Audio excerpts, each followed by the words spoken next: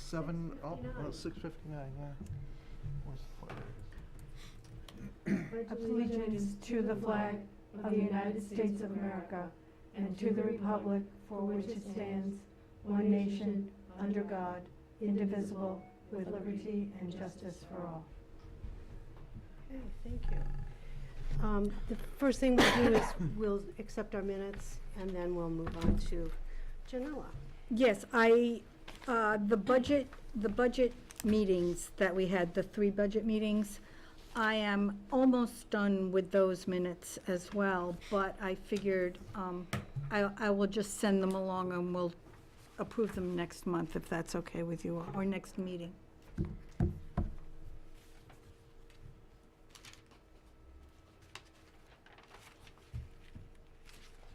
I didn't have any changes to the minutes.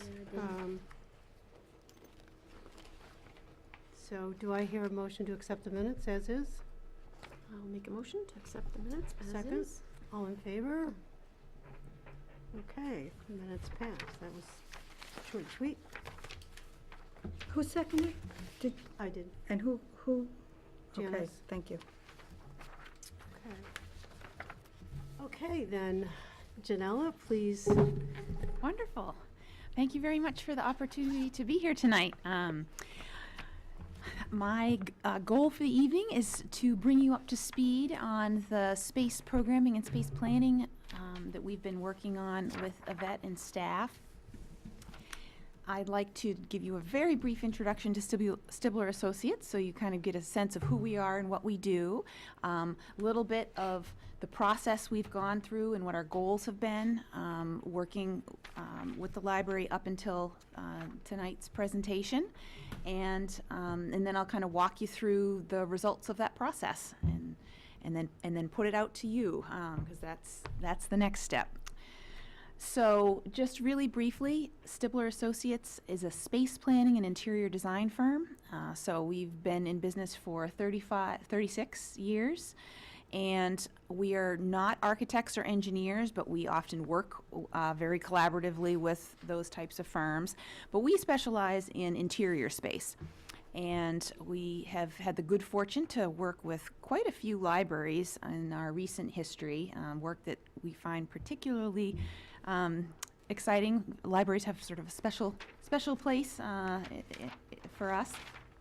So what our process is to take a very deep dive into sort of who the library is, what they need to do their job, how they do their job, who the patrons are, what needs are they filling for the town, really understand the organization.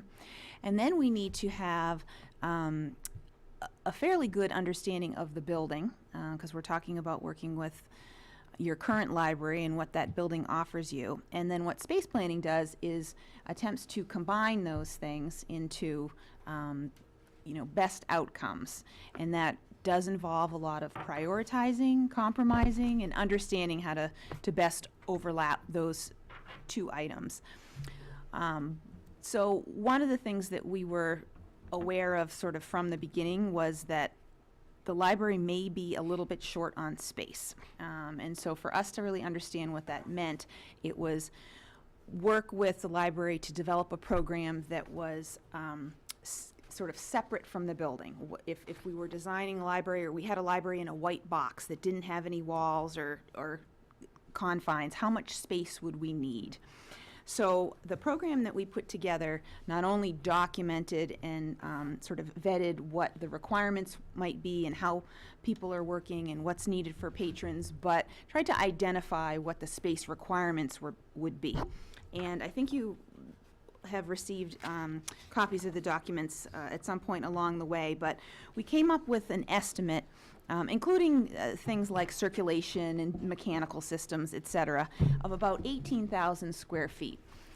Actually, did we get this? Yes. It's in the packet. Oh, it's in that packet, okay. I thought it was something we might have received. No. Okay, great. So this isn't a hard scientific number that, 18,106 square feet is the magic number, but it gives us a sense of massing size-wise based on what the programs are really kind of wanting to be. In perhaps an ideal world, we're at that number. Your existing building is about 12,000 square feet, again, plus or minus. So we've sort of been working a couple of scenarios, which is to say that we know that in an ideal world, the library space program would take up a larger footprint than your current building offers. However, Yvette, I think, wisely wanted to understand what opportunities do we have in the existing building, because nothing's black and white with space planning. There are opportunities and then there are compromises. So what we did was take this program and then apply it to the existing conditions, which I'm happy to pass this around or have take a closer look if you need it. This is your, I think we got and you've got a little one at your place, so super. So if you have questions or want to see something closer, I have the bigger version up here. But this is what you have today, and what we wanted to understand was how can we take what you have today, look at the program of the future, and try to get the best scenario out of that.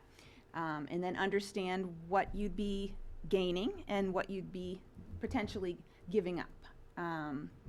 So our process begins with what we call test fit plans.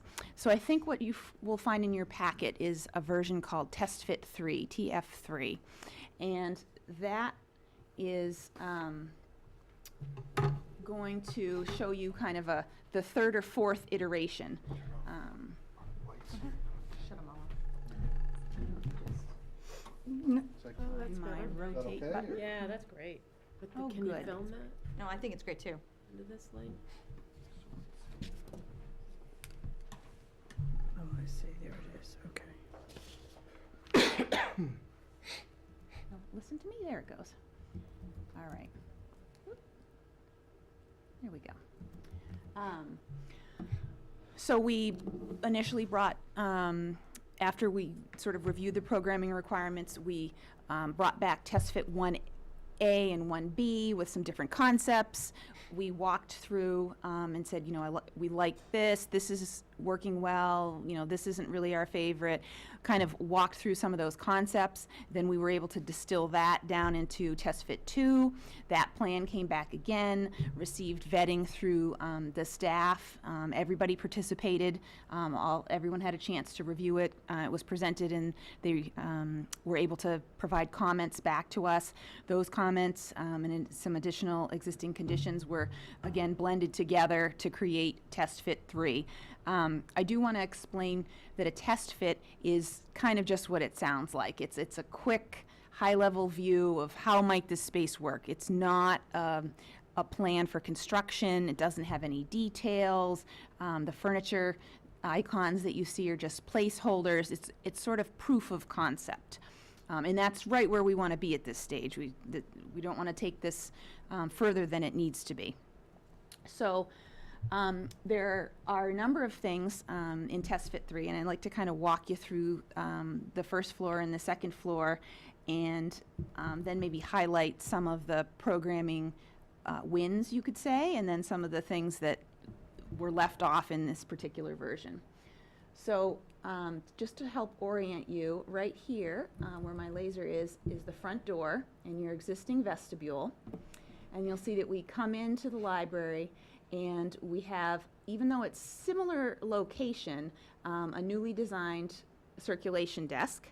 And that was one of the first things that came out of our programming concept about the desire to create a really great first impression, that the library is personable, user-friendly, welcoming, and so what this space looks like and feels like is important for that initial patron interface.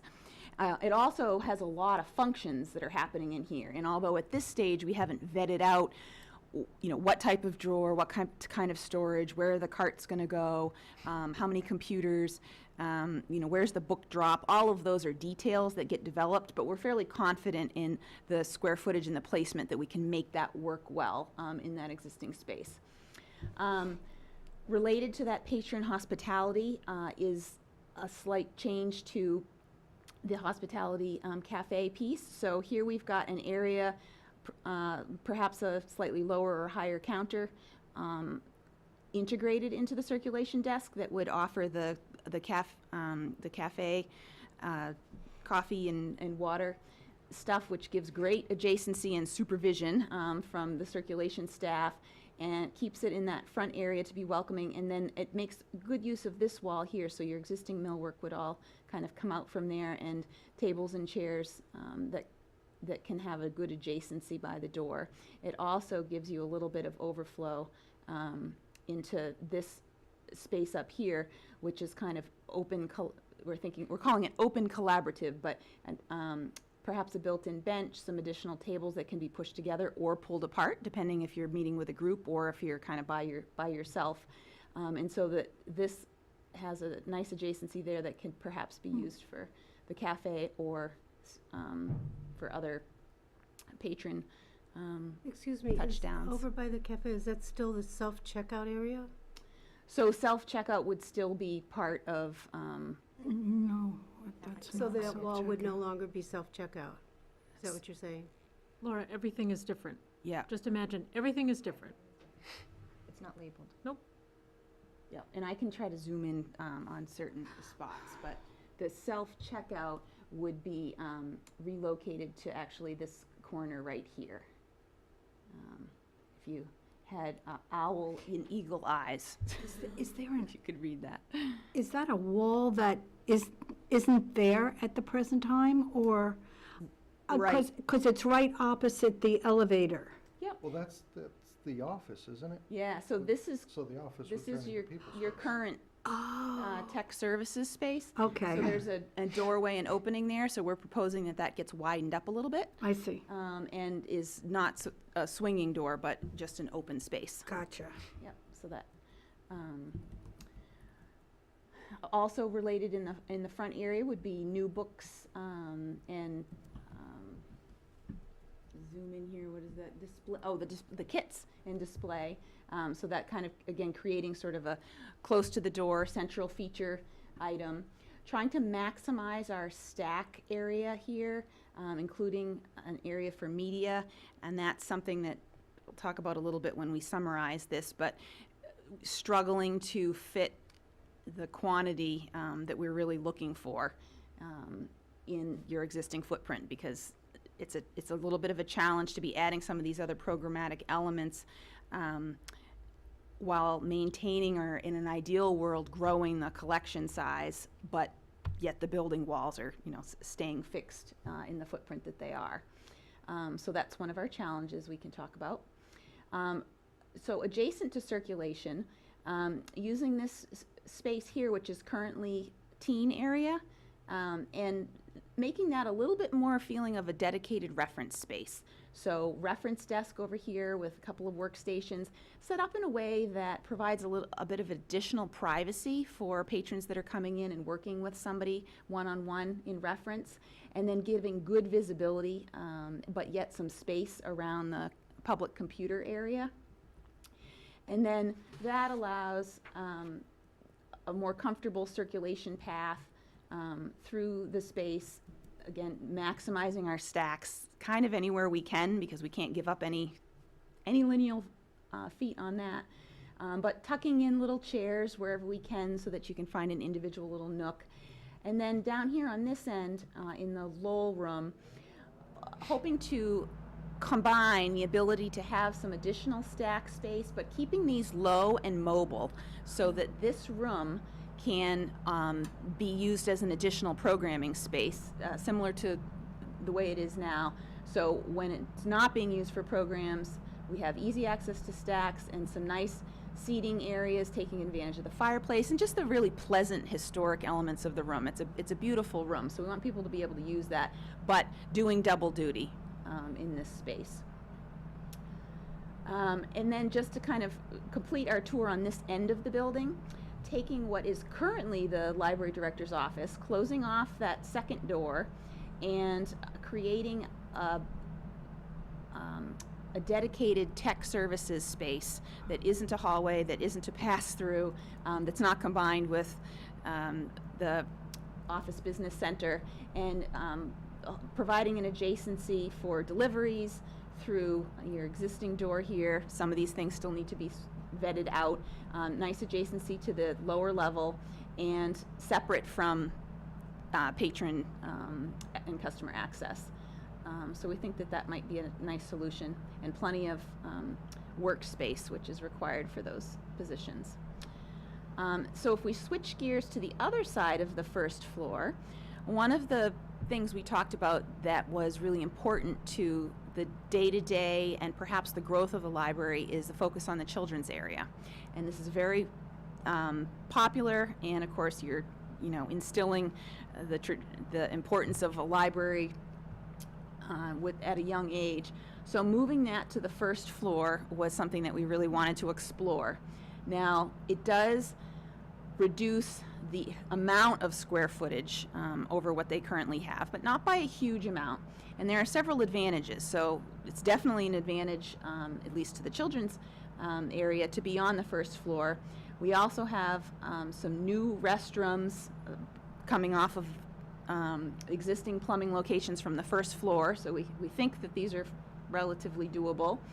And being able to have access from the main library, but then also a second door that can be closed so that it's quick access to children's, which we've seen in many libraries is a really important adjacency to have. And then this layout also provides a new workroom, again, not as ideally as large as we'd like for the amount of programming that's happening with the children's library, but still maximizing the layout and making that as efficient as possible. And the other thing that's nice about having the children's space over here is actually using a vertical adjacency, which is this back stairwell. And that will take us down to the lower level where we've developed a new teen room. So this is definitely new program space, and having an area that can really be expanded for teens has that delicate balance of having the teen space be adjacent to and connected with the children's, but not too much. It's kind of a delicate balance between those two. So the stairwell functions really well for that. So taking advantage of this corner space on the lower level to have expanded teen area, as well as potentially doing some gaming setup and things where other people besides just teens might be coming in and using this space. If we continue our tour on the lower level, we've added a maker space, which again is something you don't have now, but you do in a way, because you have so many great assets in the library that belong in a maker space, but they're just sprinkled about in kind of any nook and cranny that you can put them, and perhaps not being able to be used to best advantage because there isn't a spot where everything can kind of live together and be easily accessed and easily used. So with built-in counter and storage space, flexible furniture, countertop workspace, and a home for a lot of the things you have, 3D printer, there's a, I don't know how to pronounce it properly, Cricut or Cricut Cricut machine, and some of the new, there's a couple Apple computers, and even some of the gaming stuff could potentially have a home in here too. So there's a lot of stuff that you've got now going on that would really benefit from a space like this. Another thing on the wish list that the library doesn't currently have are small private study rooms. So for tutoring, for people that are coming in and wanting a quiet spot to work on their laptop, small meetings. So we've relocated existing restrooms to make room for some study spaces. So tucking in, and using every square inch of the building, tucking in a small single kind of study carrel here that would have nice acoustic privacy, and a couple of slightly larger ones that would be very comfortable for 2 to 4 people, and just trying to give more opportunities and variety of spaces for people coming to the library so that you can sit up on the first floor. There were some open tables. There are, single lounge chairs tucked in places. There are larger meeting rooms. And this makerspace could also double as a meeting room, which would be great. But then also smaller, sort of what we call right-sized meeting spaces, so that you don't have 1 or 2 people taking up a huge room that isn't maybe the best use of space. And then we do have our big room, which is the programming meeting room, so sort of shifting that more into the middle of the floor plan from where it currently resides. Still a nice size space. It's a little bit smaller than maybe in the ideal world we would have, but you're still fitting, I think, 96 chairs in there. Yeah, and we're showing 44 with the table set up. So still a good size for variety and, hitting all of our code requirements with the double entrances and a nice long linear storage space along the side, which would be great. Moving along down the hallway, we start to get into a little bit more of staff territory, and that's one of the challenges, especially when you have such a crunch for space, is finding an optimal way to not only serve your patrons and have their space work really well for them, but in order to serve them the best way, we need optimal workspace for staff to be able to do their jobs efficiently and well. So we've created a staff area on the lower level, trying to maximize the natural light that's coming through these windows when water is not pouring through those windows. So here we've got kind of an open staff area with 6 dedicated workstations. And I think here, furniture could work wonders compared to the setup that you have now, where the space itself might not be too much smaller than the space we're showing, but if we can get it organized with the right kind of furniture set up in the right kind of location, you can do a lot more with the same kind of space. And then also the ability to add in what we call sort of touchdowns. So these are smaller workstations, but that can still have computer hookups, so that staff training could happen there. Part-time people who are off desk but don't have a dedicated workstation could have a spot to sit down and get something done on the computer. And so that these kind of work in tandem with one another. And then putting our business center in here, so rather than, again, interrupting the tech upstairs, tech services, every time you need to print something or get something from the cabinet, we have kind of that built in down here. Room for carts, so that they relate to who's sitting in the workstations. And then the bank along the wall here, we've got a director's office that is purely an office. So it's not a shared space, it's not a filing room, it's not a meeting space. It would be an office. And so we can kind of shrink down the square footage off of that. But then having an adjacent conference room, again, this would be great for staff meetings, perhaps trustee meetings, and have that be more dedicated and internal. And then this conference room that you see on the end is accessed from the corridor. So that is perhaps an opportunity for staff when needed, but it's also a public space. And you could have a TV set up along this wall and technology built in there, so that this becomes really functional and is a good size to complement the other size conference rooms that you have in the space. And then to round out our tour with the most glamorous parts, we'll look at the restrooms over here. So new ADA restrooms, so that they're meeting code and being able to perhaps accommodate your patrons a little bit better. So balancing upstairs as multi-user and downstairs as single user. And elevator as it exists.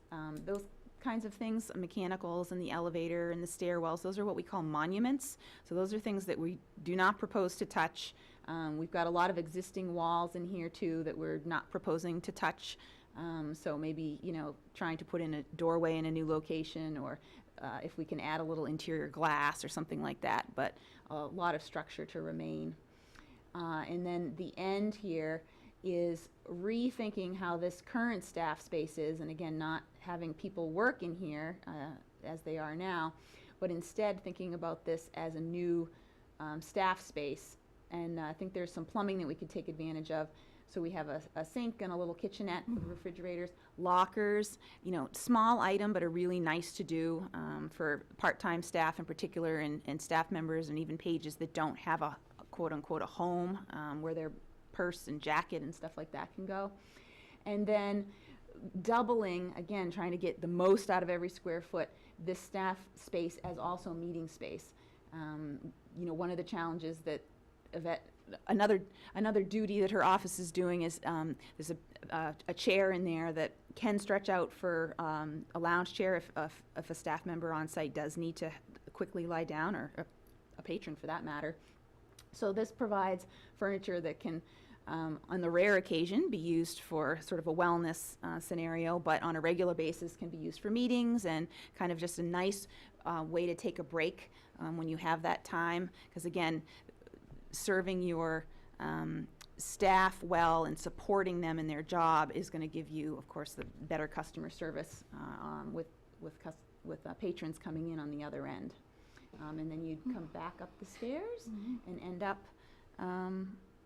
at that stairwell back here where we had tech services, and you're back in the public space of the library. There.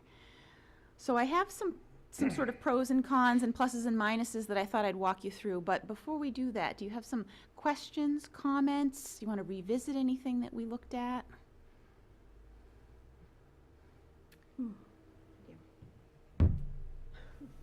And this isn't a one-shot deal, so you don't. I guess the biggest thing I'm curious about is, was there a specific goal in mind? You kind of ran through, like you were talking to staff, but was there, like, to start, did, like, Yvette say, we're really interested in, like, these top 3 things, make these work? Sure. So we did two things. One was trying to identify what the big picture goals for the space are. What do we need to understand about the library to undertake this process? So some of the questions that we asked were, you know, who's using the library and for what? So children's programs were identified as a top priority. It gets the highest use. We want to encourage children, you know, starting at a young age to become lifelong library patrons, but we also want to acknowledge that that's kind of where the action is in libraries today. Want to be a resource for those who are applying for college, looking for jobs, to some degree mobile workers who are coming into the library for a quiet space. You're talking about balancing the technology and with people who still, and lots of action and communication and collaboration with people who want a quiet library where you can sit down and read the paper and not feel interrupted all the time. So we're trying to, you know, understand who's coming into the library and how are they using it, and then how can we think about using this space to best support those functions. So as an example, moving the children's area to the main level, creating those study carrels and opportunities for some quiet sort of heads down space that doesn't necessarily exist in the library right now. We also talked about each of these areas in particular, so goals and needs that are challenges for each department and each area of the library. So understanding what's needed for, like, the hospitality cafe, how is it used, you know, what would be positive about that. Meeting spaces was definitely a top priority. So identifying that there's really a shortage of that, and not only do we not have enough, we don't have enough variety. So it's kind of quantity and type of meeting space, and how can we expand that? And I think that overall, without getting into the specifics of each department, But as we went through and met with them, I would say the commonalities across sort of circulation and tech services and some of the administration is that there's a lot of, and understandably so, but make-do situations that aren't ideal for, again, efficiency, productivity, being able to do your job efficiently and well. It's some of it is, being able to do the job well in spite of some of the physical challenges that they're dealing with. So our goal was to understand what these challenges were and where there were opportunities to make improvements. At the same time, making sure that we didn't lose or lose sight of the things that are working well, and that we don't want to we don't want to make change for the sake of making change. What we want to do is identify where there are opportunities to make improvements without compromising and sacrificing things that are really important and that are working well. So we want those things to sort of blend together. What did you find was working well? Well, I think that there are a number of things. So the circulation desk location, right at that front door, at your point of entry, it's very welcoming. There are people that are there to greet you, to see you, and it's easy to find. Having your main library stacks in this front section is good, I think, not only for your user experience, but it's one of the only areas that you have enough sort of space and volume to be able to put that stuff. The older section of the library in particular, which has so much charm and interesting things, it's got lots of nooks and crannies and openings, and it makes it really difficult to fill that efficiently with books. So this space works well for that. We've tried to think about your existing spaces in some respects, it's really just a furniture swap of moving around. So, taking Yvette's office, its basic footprint, and doing really minor things like closing that door off, and then maybe expanding this niche a bit and removing a closet to make that more of a usable open area. And that's kind of it. And the rest of this is a sort of a furniture countertop solution that makes this space really functional. And the same thing could really be said to some degree. I mean, we have to think about the technology and wiring the computers, but it's just shifting these functions from over here, which suffered a little bit from noise and being out in the open, but the adjacency to circulation was good. It was, it was not too far from the front door. So we're just sort of mirroring from over here to over here, so that we're trying to strike the best of both worlds, that it isn't far from the front door. You do have an adjacency to the circulation, but yet it's a little bit more private and it's a little bit quieter, which were some of the things they were looking for. So in some respects, there's elements of this plan that are, wow, this is totally different, but there's a lot of things that are really just subtle sort of tweaks or rethinking from a furniture standpoint on how the space is used. Questions? Yes. Like 3 now. My first one is, are magazines going to be, is there a place for people who want to read the newspapers and magazines? Where is that going to be relocated? So this is a great spot, and of course, it doesn't have to be a dedicated, and you only read newspapers in this area. Of course. But this is a quiet nook, so it's open here, but it feels like a separate room. And so we've got and this is furniture concept, so this could turn into anything. So we're showing in this version a cushioned bench along the back with some smaller flexible tables and chairs on this side. And then you could have lounge chairs. You could have more lounge and less table. It doesn't have to be a built-in bench. But where would we put the magazines and the newspapers? So we've got shelving shown all along. Okay, this is wall that it? here and this wall Okay. here. So again, we haven't, we've accounted space as much as we can for all of the items, but nothing's been, nothing's definitive about Right. like this. It has to go here. It has to go there. So to follow from that, Mm-hmm. the stacks, Yes.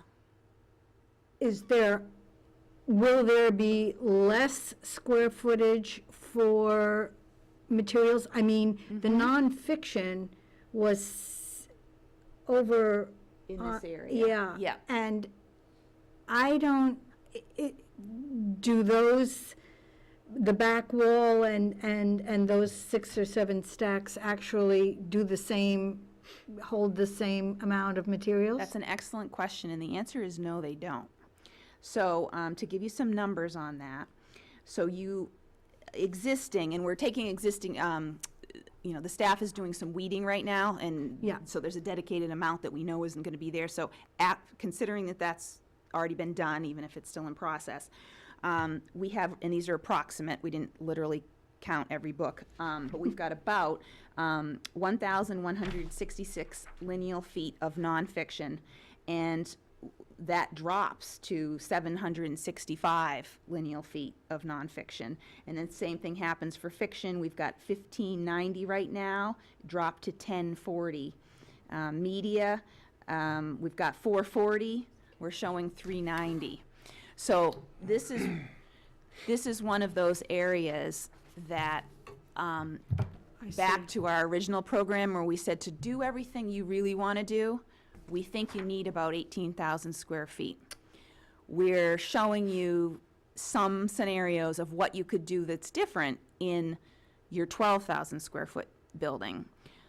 So, and this is why we're here tonight and having this conversation, is that we want to be able to show you sort of some tools and some documentation to say this is sort of what the scenario is, but how you want to address it and how you want to move forward is really now moving from our hands into yours, because at the end of the day, we think that there are some opportunities in your existing building, but we can't take the proverbial 10 pounds of nails and put it in a 5-pound bag. So that if the library chooses to make some significant investments in this current building, stay here, no expansion, then we've got a great start on how you would work with that. But it's a process of prioritizing and figuring out, okay, what are you going to include and what are the things that are not going to be able to be accomplished.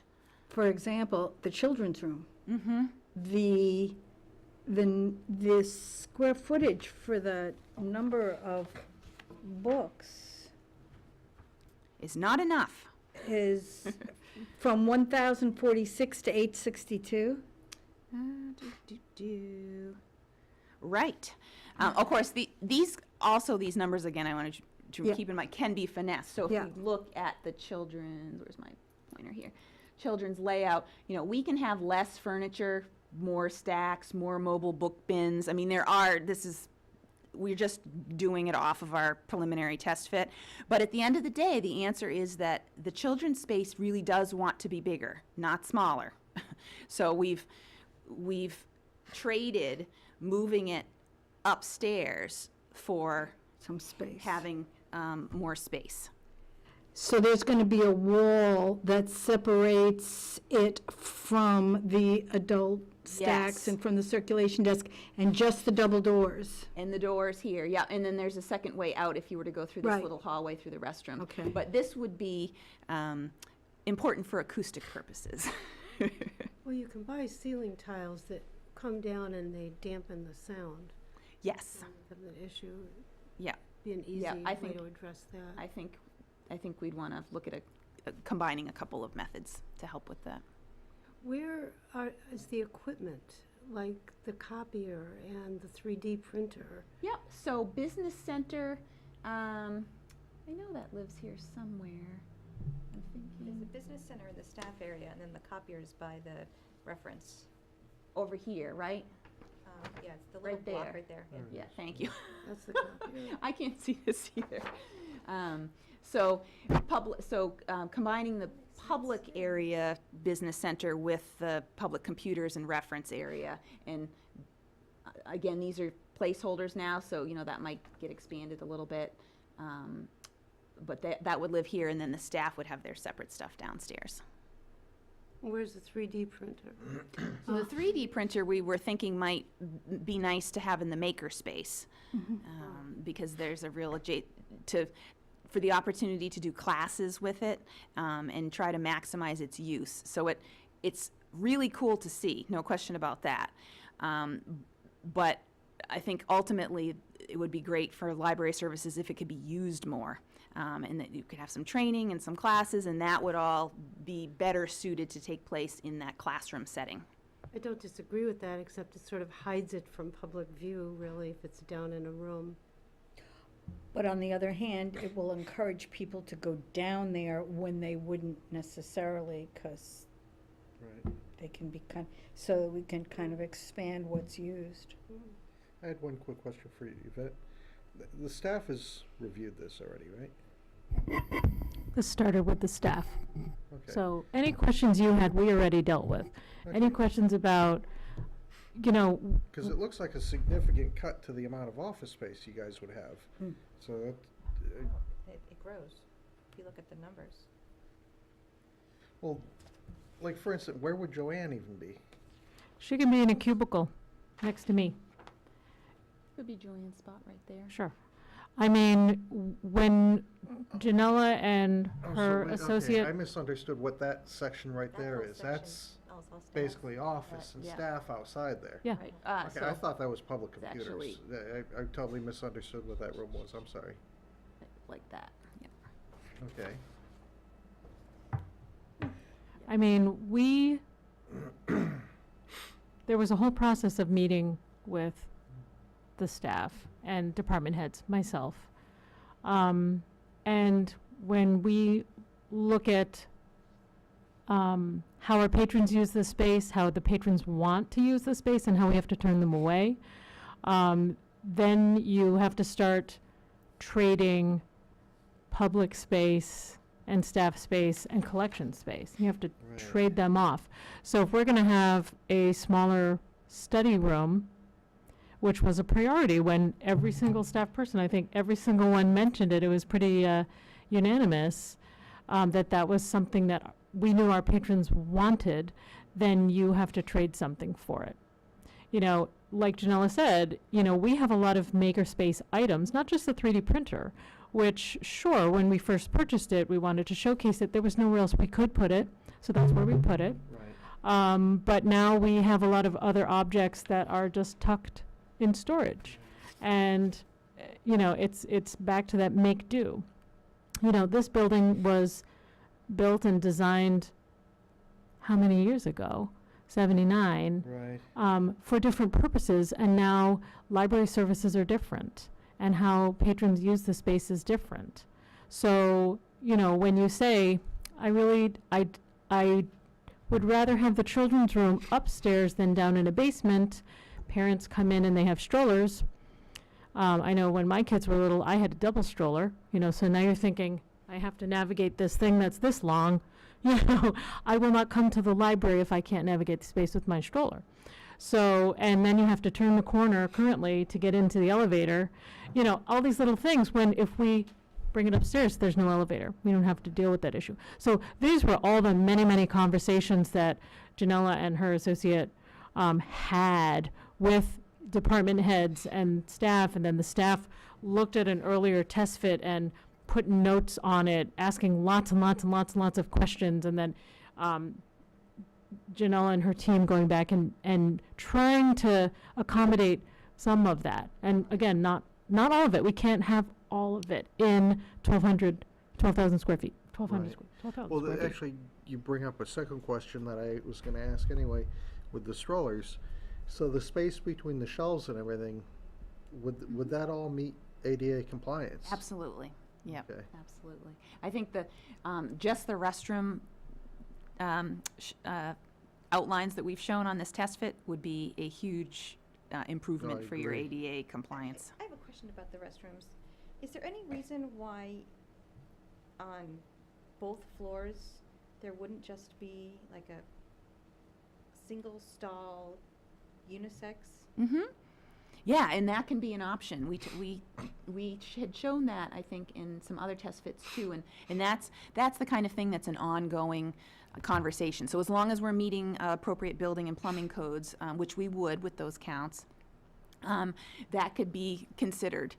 So the thing about showing the multi-stall up here is that it is a larger footprint, so it's a little bit of the showing you the sort of the worst case scenario from a space perspective. Like if that was a priority, this is what it would take to do that. And then of course if you pull that back and it's single user, then you gain a little bit more space. So It strikes me as boxy. Sort of the thing these days is more of open concept. And it just seems like we're creating a lot of boxes. Laura? It's very noisy in an open plan. We have that now. So that's why we were encouraging the privacy for reference, closing off the wall all the way up to the ceiling, however that might happen for the children's. Because right now, if I have a conversation in teen, it'll travel. But I'm saying you can fix your ceiling so you can dampen sound. There's other ways to address it. I'm just looking at the layout.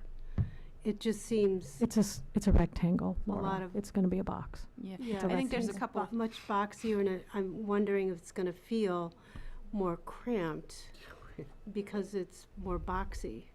Well, I think that, in fairness, when you're looking at a plan, it becomes exaggerated. So you see those walls and it feels very rectangular. And it's not that it isn't that way, but it feels even worse when you're looking at it. And of course, you don't experience the space in that way. It's from that ceiling view. I don't disagree with you that we're creating some smaller boxes, many of which exist. So these are all, these all are exactly how the library is now. I'd say that really it's taking the division of that first floor here is where instead of one larger box, you kind of have two larger boxes. And then the lower level, I quite honestly don't have any regrets about dividing this up into boxier space, because of what I think is happening here is that all of these spaces are getting a lot nicer, because some of these smaller spaces are going to take better advantage of the limited natural light that you've got coming into this space, and adding some features that are better suited from a functional standpoint to be in a smaller footprint. So I think I definitely hear your concern about the upper floor.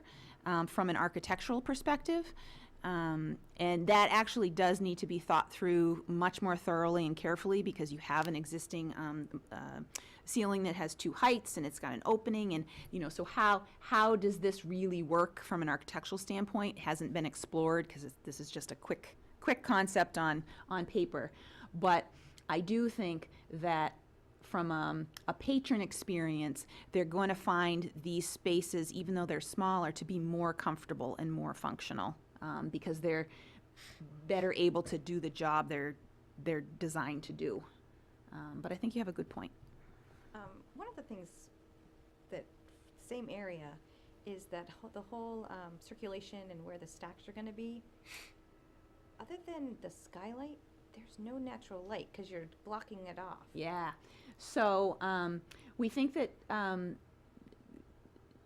focusing on how the light is coming through the vestibule is going to be important. So what that glass is, and how it's covered or not covered coming in. We're talking about trying to think about up at the transom height, making sure that we've got light that's filtering through here, glass doors here. So I think that, again, is a good point, that there isn't a ton of natural light there, but we'll try to maximize that opportunity where we can. Instead of a solid wall, putting windows at the top of the wall. It's not so dark. Exactly. And I think lighting can also, again, it's not the same as natural light, and natural light is very important, but good quality light fixtures can really supplement the natural light in a way that makes the space feel really good. I'm wondering about storage. down in the clump room at the present time, tables and chairs are stacked and stored in the room there. Mm-hmm. And this, I don't know, I didn't look at the square footage. Sure. This- We've this got new- kind of this, it's long and skinny, but it's got a decent amount of depth. So this, and again, it's just sort of drawn as a box, but this could be an Is it designed for storage of tables and chairs or designed for it- materials? It would be meant probably for tables and chairs, so stacked chairs and folding tables. We didn't do the math to figure out how many you can fit of each type in there, but that would work well. Mhm.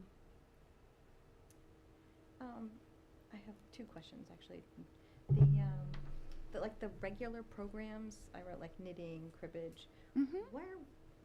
Where do you foresee, or where do you foresee that those taking place? I wrote, where would all the regular programs take place?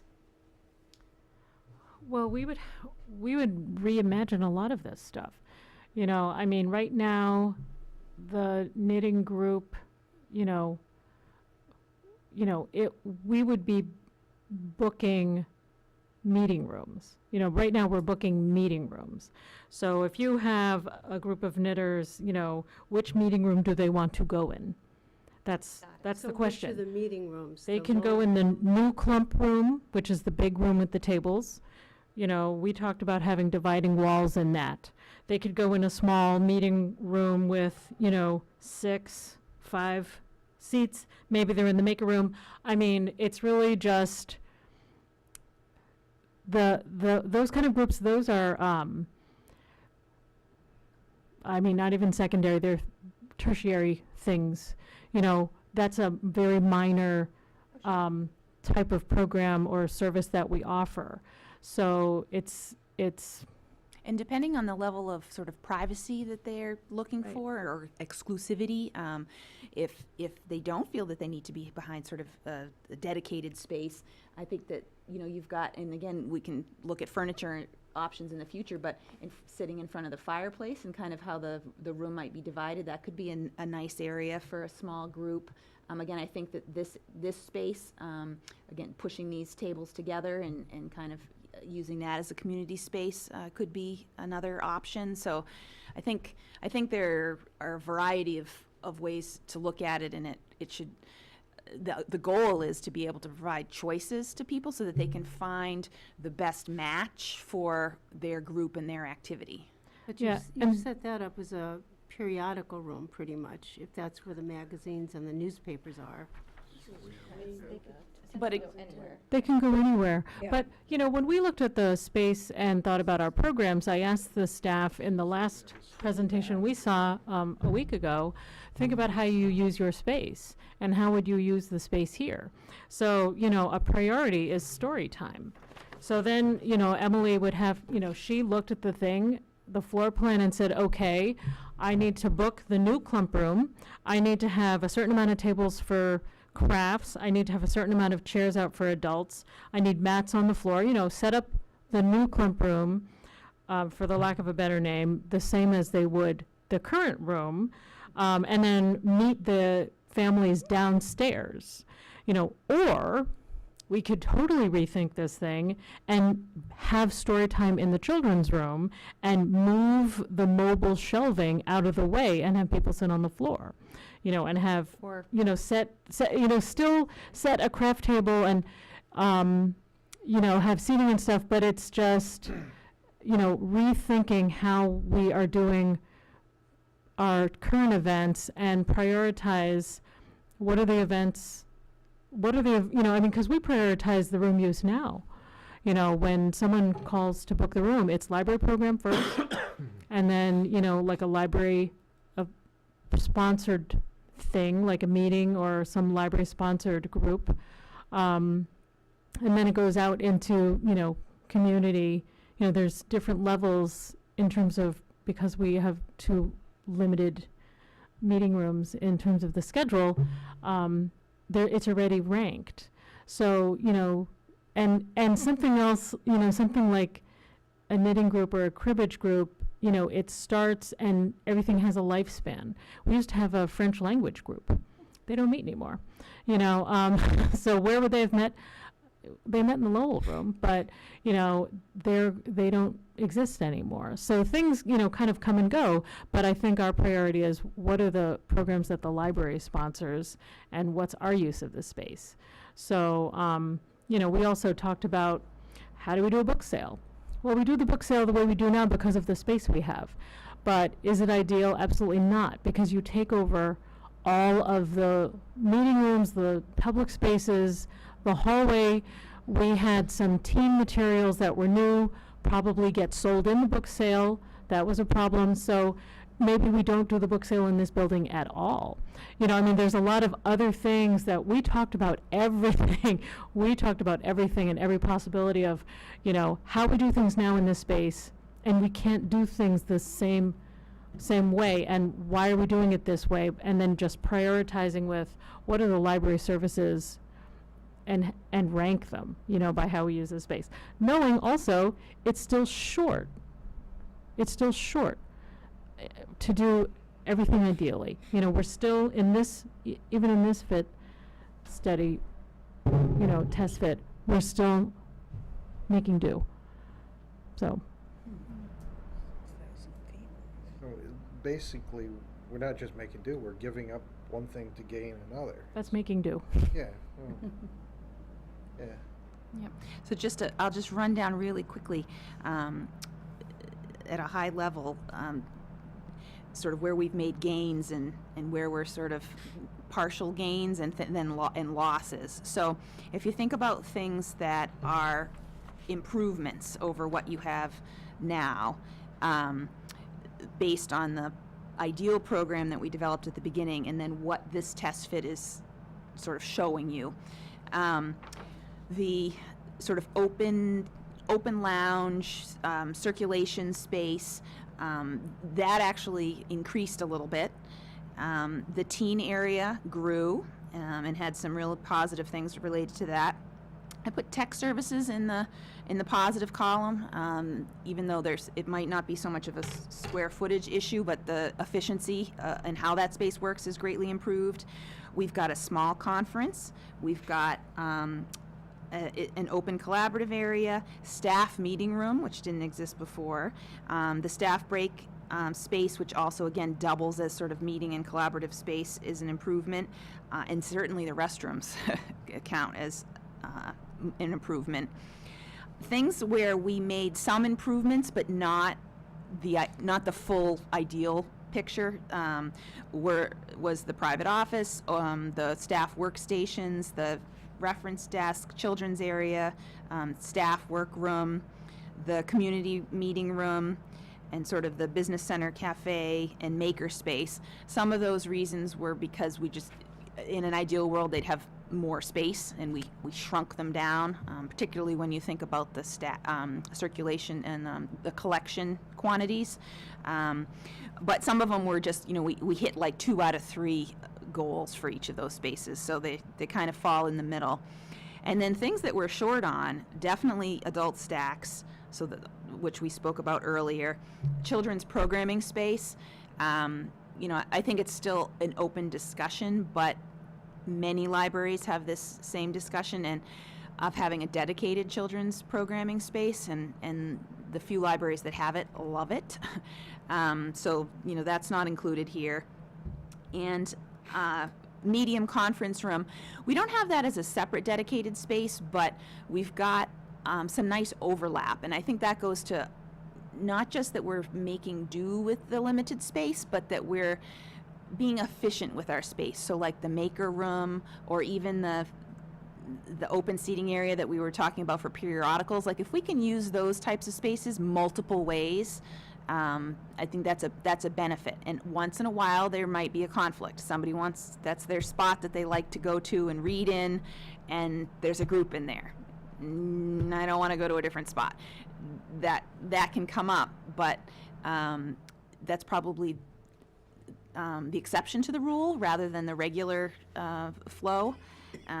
So being able to sort of do double duty, I think, covers our medium conference room space. So when I look at my color-coded list of pink being we really fell short, green being success story, and yellow being, you know, improved.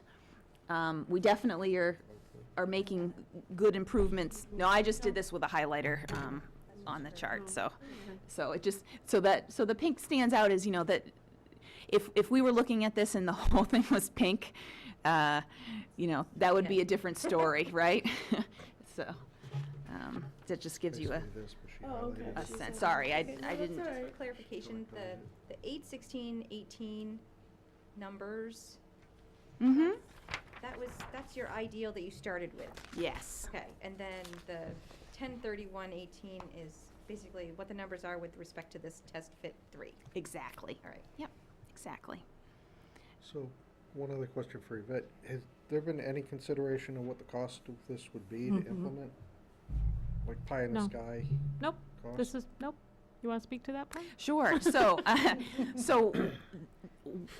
where we've taken this journey is to give you tools to understand what you might want to consider for your next direction. So, feasibility is an important next step and obviously includes budgets. I think that what we're hoping that this test fit is giving you the information for is to determine if these changes,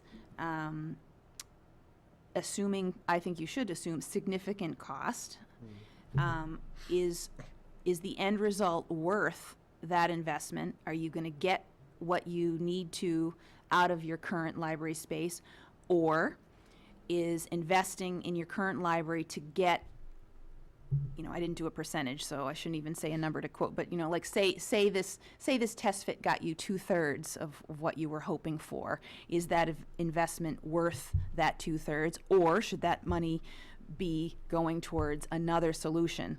My thought exactly, yeah. You know, do what's you, the bang for the buck? is this telling you that it's time to explore, you know, a new facility, an expansion, rethinking how you do things? I don't have the answers to that.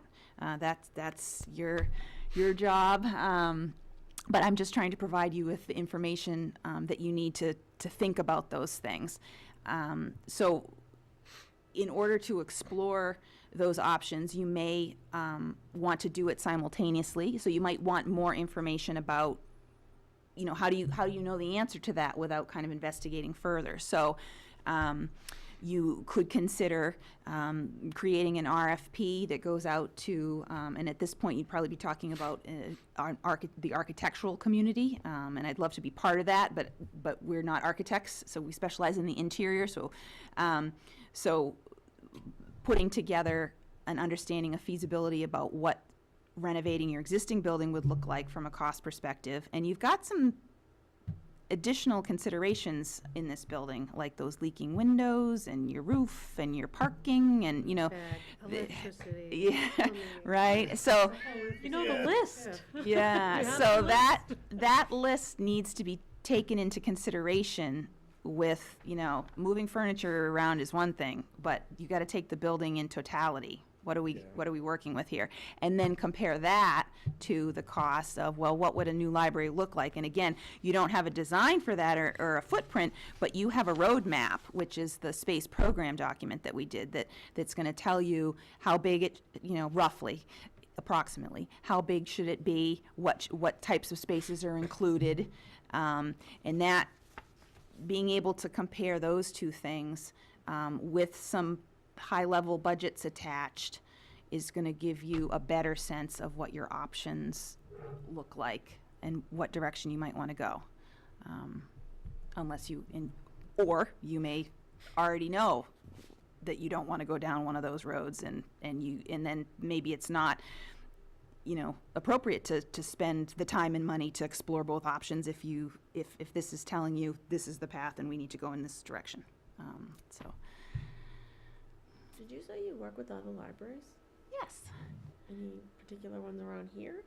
Sure. So we did a similar process at the Milford Library, and there's currently an RFP out for the next step, kind of what I just described. So that's out there, and architects are, including a firm that I'm partnering with to put in our bid for that.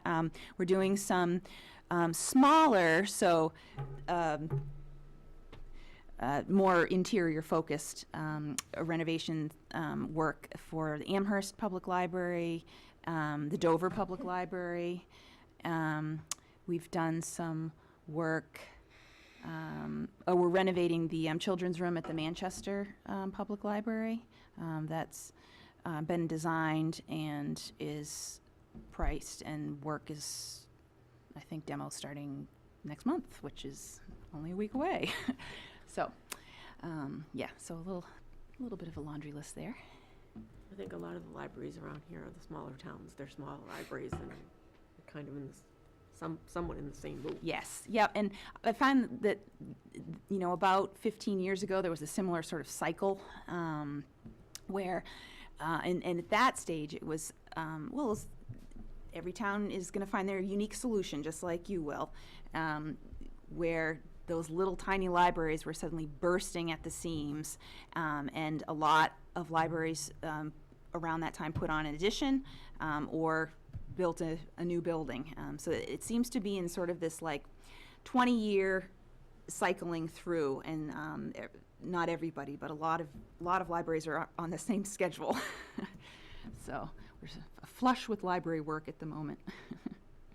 Well, I have to admire the way you were able to recreate the space for its multi-purpose uses.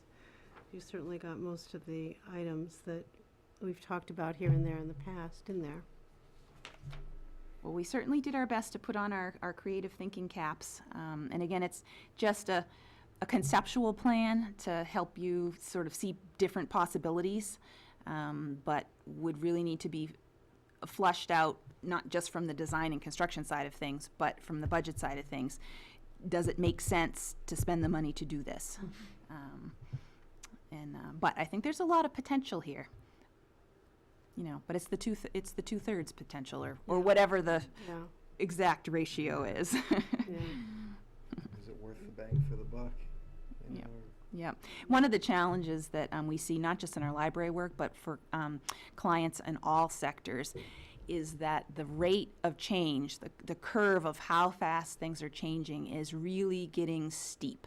So even 5, definitely 10 years ago, when we would sit down, so with a corporate client, for example, and we'll say, give us your 5 to 10 year outlook. What are we looking at for growth numbers? What are we looking at for square footage? And, you're going to make a serious investment in a renovation, expansion, potentially a new space.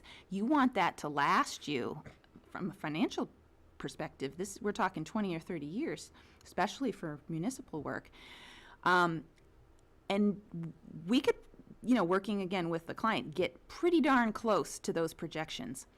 That time frame, that window is shrinking and shrinking and shrinking, and I blame how everything's speeding up on technology, but at the end of the day, it really is that. The way that we do things is so different now than even 5 years ago. I mean, we all have those computers in our pockets. We work remotely from anywhere. I just watched a video the other day about self-driving cars and how people were going to be maximizing their office time with virtual reality goggles in the car and it's like, my God.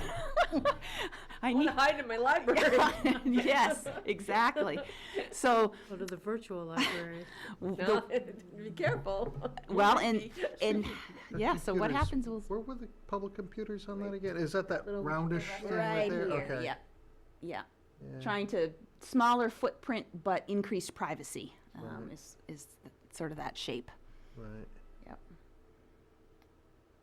Yep. So what the library of the real future looks like, I think, is a bigger question today than it was 5 years ago. But certainly our goal, and would be even more so in a new library space, is thinking about flexibility. How can you accommodate change? Don't worry so much about what you're going to be doing. Just worry about that what you're doing now can be changed in the future. Well, that brings up the point. along those lines would be to think about making everything mobile. Mm-hmm. The walls mobile, the stacks mobile, the furniture Yep. mobile. So that Yep. in those 5 years, you decide, well, we don't like this anymore, or it's not working, you can just move the Move it. wall. Yep. Or move the stacks without having to take something that was put in permanently and move it. Absolutely. Milford's got That some. would feel a little better in terms of a renovation, given the changes that occur over time. Yep. Milford's got some great stacks that are, so it's fairly easy to find the 4 shelf height and keep those mobile, and they're fairly maneuverable. But Milford's got a 5 high, full height stacks, and it's pretty ingenious system. So they're not as common, so you're a little bit more limited with your manufacturer and I'm sure your price point, but and they only have a couple, but they work really well. So these big, full height stacks Mobile. can be shifted fairly easily. It's just some levers and a mechanism, and whoop, out of the way they go. And it's remarkable, but it's a huge benefit because then you can. Oh, sorry about that. You can reuse your space for other purposes. But again, yeah, in 18 months, 2 years, completely relay out how your stacks are, move them to a different area, and you're not investing in new furniture, you're not even investing in your staff time to relocate all of that material. Just drive it over. Yeah. Well, thank you very much, everyone, for your time, attention, and your great questions. Thank you for presenting. Well, it was my pleasure. It's been great to work with Yvette and her staff. Really appreciate the engagement and the thoughtful questions and comments that they've put towards this process. And whatever your sort of next steps and decisions are, I hope you'll keep us up to speed, and we would be delighted to help you in any next phases,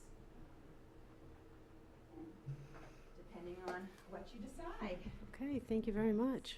So is your part done? So my part is done, and we could be part of the next phase if that makes sense, depending on kind of where you'd like to go. But I specifically sort of gave Yvette a proposal that says, here's the whole list of things we could do, but we recommend that you only hire us to do this front part because we don't know what the outcome is going to be yet. So even today, if depending on what your decision is of what you'd like to explore, we would very much love to be part of that process. But we're going to bring you the services and expertise that we have that are appropriate as part of that process. And if it needs to be bigger picture from an architectural standpoint, then we'd love to put in a proposal with an architectural partner to make sure that we can cover your scope of services thoroughly. So there and then there are different ways to do that. So some municipal towns and cities will use the same vendor, and they'll just kind of adapt the contract and the proposal moving forward. So it's like, okay, we've completed this step, now we move to the next step. I'd be very happy to do that. And again, we'd probably bring in an architectural partner as part of that, and they can work under us as as part of our team. We do that all the time, so it doesn't need to be a separate piece of it. It can be Stibler Associates, and that would be underneath. But also, it's very common and makes a lot of sense to do a competitive RFP. So you would put together a request for proposal with criteria, and then that would go out to either at large or a pre-selected list of architectural firms that have good library experience, and then everyone would put those proposals in and give you competitive bids to review and look at. So there's a number of ways to approach it. So, thanks. Okay. All right. Thank you Thank you very for coming. much. Well, thank you again very much. I'm going to shut this off. So it's not forgotten later and power goes out or Okay. Can we turn Drive off the safely projector out there? just Oh. Yep. You are all over it. Yeah, that's better. Thank you. The lights on or? No, this is good. As long as it's picking up on the Yeah, camera, is this yeah. enough for you? Oh, Perfect. just bright. Can we flip them? Oh, Oh, yeah. oh, too much. We can meditate. Too much. And then not the middle one. We can envision our new library. That's better. What, did I say that? No, it feels dark. Too much. Okay. Oh. Very interesting proposal here. So now I assume we're gonna sleep on this information? Oh, We're we not can't gonna- go much further Yeah, I was tonight. gonna say, let's not beat this too much No, tonight, let's 'cause I wanna sit on absorb it for a what we little just went while through. and absorb what we've heard, since we've heard a Yeah, lot 'cause tonight. that was a lot of information, I'd like Yeah. to absorb it. I think we need to do that. We need to move on because it's already 8:15. But thank you again, Janelle. And, And certainly don't hesitate to reach out with other questions that which may come up as you're sort of mulling this over. I'd be happy to address them. okay, thank you very much. So we'll have some quick committee updates. Friends, Friends' last meeting was pretty much preparing for the turkey shoot, so they meet next Monday. It's Monday. Yeah, okay. next week. Today's Tuesday, so next Monday. Coming. Develop, This Monday. yeah, this Next coming, it's the Monday is 29th, Mondays. isn't it? 28th or 29th? It's semantics. The 26th, It's the job, Rick. 25th? 26th. 26th. They meet the Okay. 26th. The Development Fund is on hiatus at the moment. The Building Development and Marketing Committee on hiatus. Town Center, Yes. Papers here. Just accepted these. Okay, the town center met October 26th. And,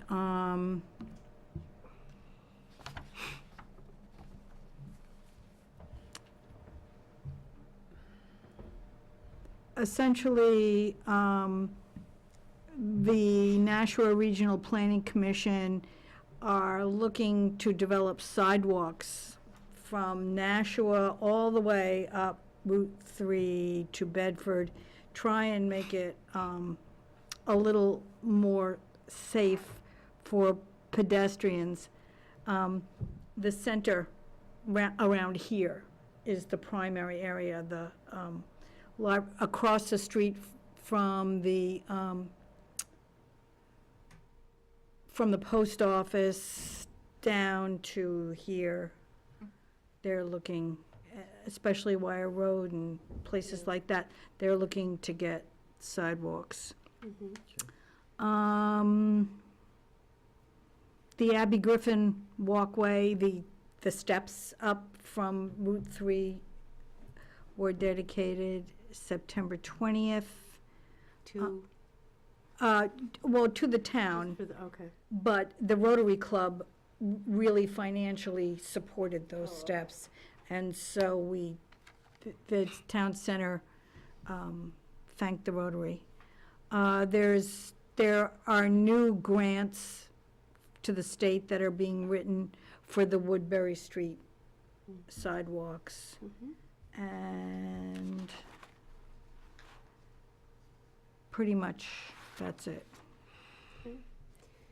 And the turkey shoot, will have more information at the next meeting about the proceeds. It was a great event. We were excited that so many people turned out and everybody seemed to have a good time. And a lot of baskets, of very wonderful baskets were donated this year. And they were a very popular item. And a lot of people walked out with turkeys. Yeah, So fun we'll- time had by all. Yes, a fun Yes. time was had by all, and we will have more of the information about the proceeds, et cetera, from at the next meeting. And the band sounded great. I'm sorry? The band sounded great. Yes, the band did band was sound great. excellent. They were We thank all wonderful. our sponsors. Yes. They were very Yes. generous. Thank you. I'd like to thank all of our donors from the businesses and private individuals from Merrimack who did support us. We appreciate it. And the proceeds will be going towards an author series to support the patrons of the library and their interests. Okay, Personnel Committee, Yeah, I'm still working on the trustee handbook Yeah, information manual, and that will be coming fairly soon. okay. I've got that happening. Building committee, nothing, okay. And investment, there's nothing to update at this point. New business, I don't know if it's new, the alternate to the trustees I have here.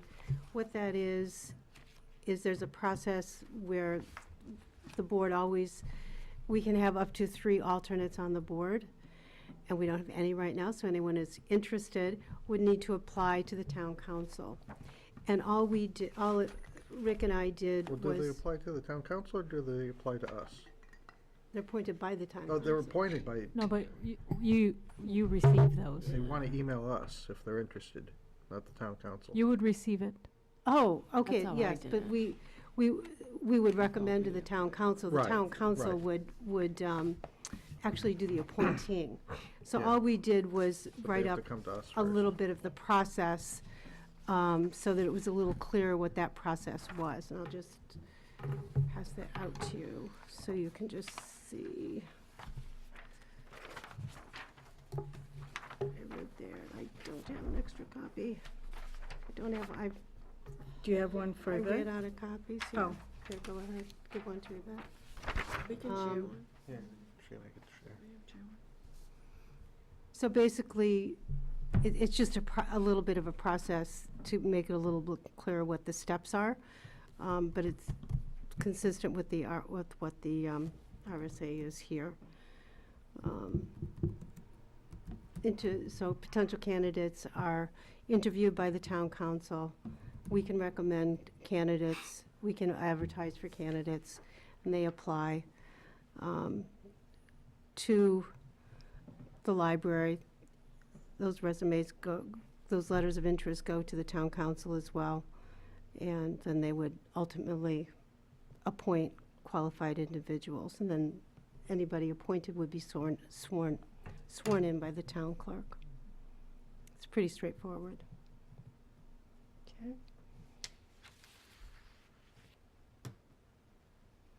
I don't think this is necessarily a votable thing, it's just how it's done.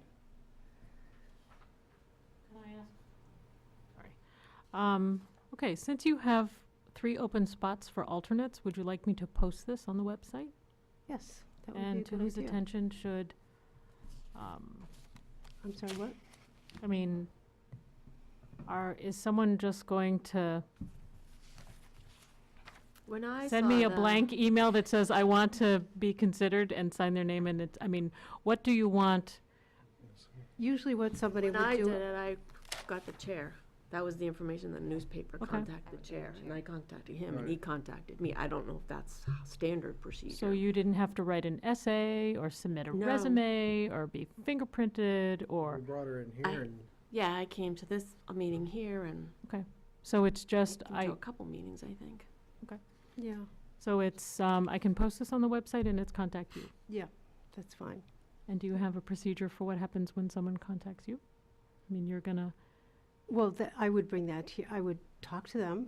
okay, And then we would probably, we would have to introduce the alternate to the board okay, do you want, I But- mean, as a point of interest. But if they were interested in proceeding, they would ultimately be appointed by the town council. okay, I'm probably not making myself clear. I want to be I do not want to be an alternate. Not appropriate. You have enough, what, you want to add to your job description? Conflict of interest, even when I You think? retire or quit the library and say all y'all. Never, no, sorry, no, never, no.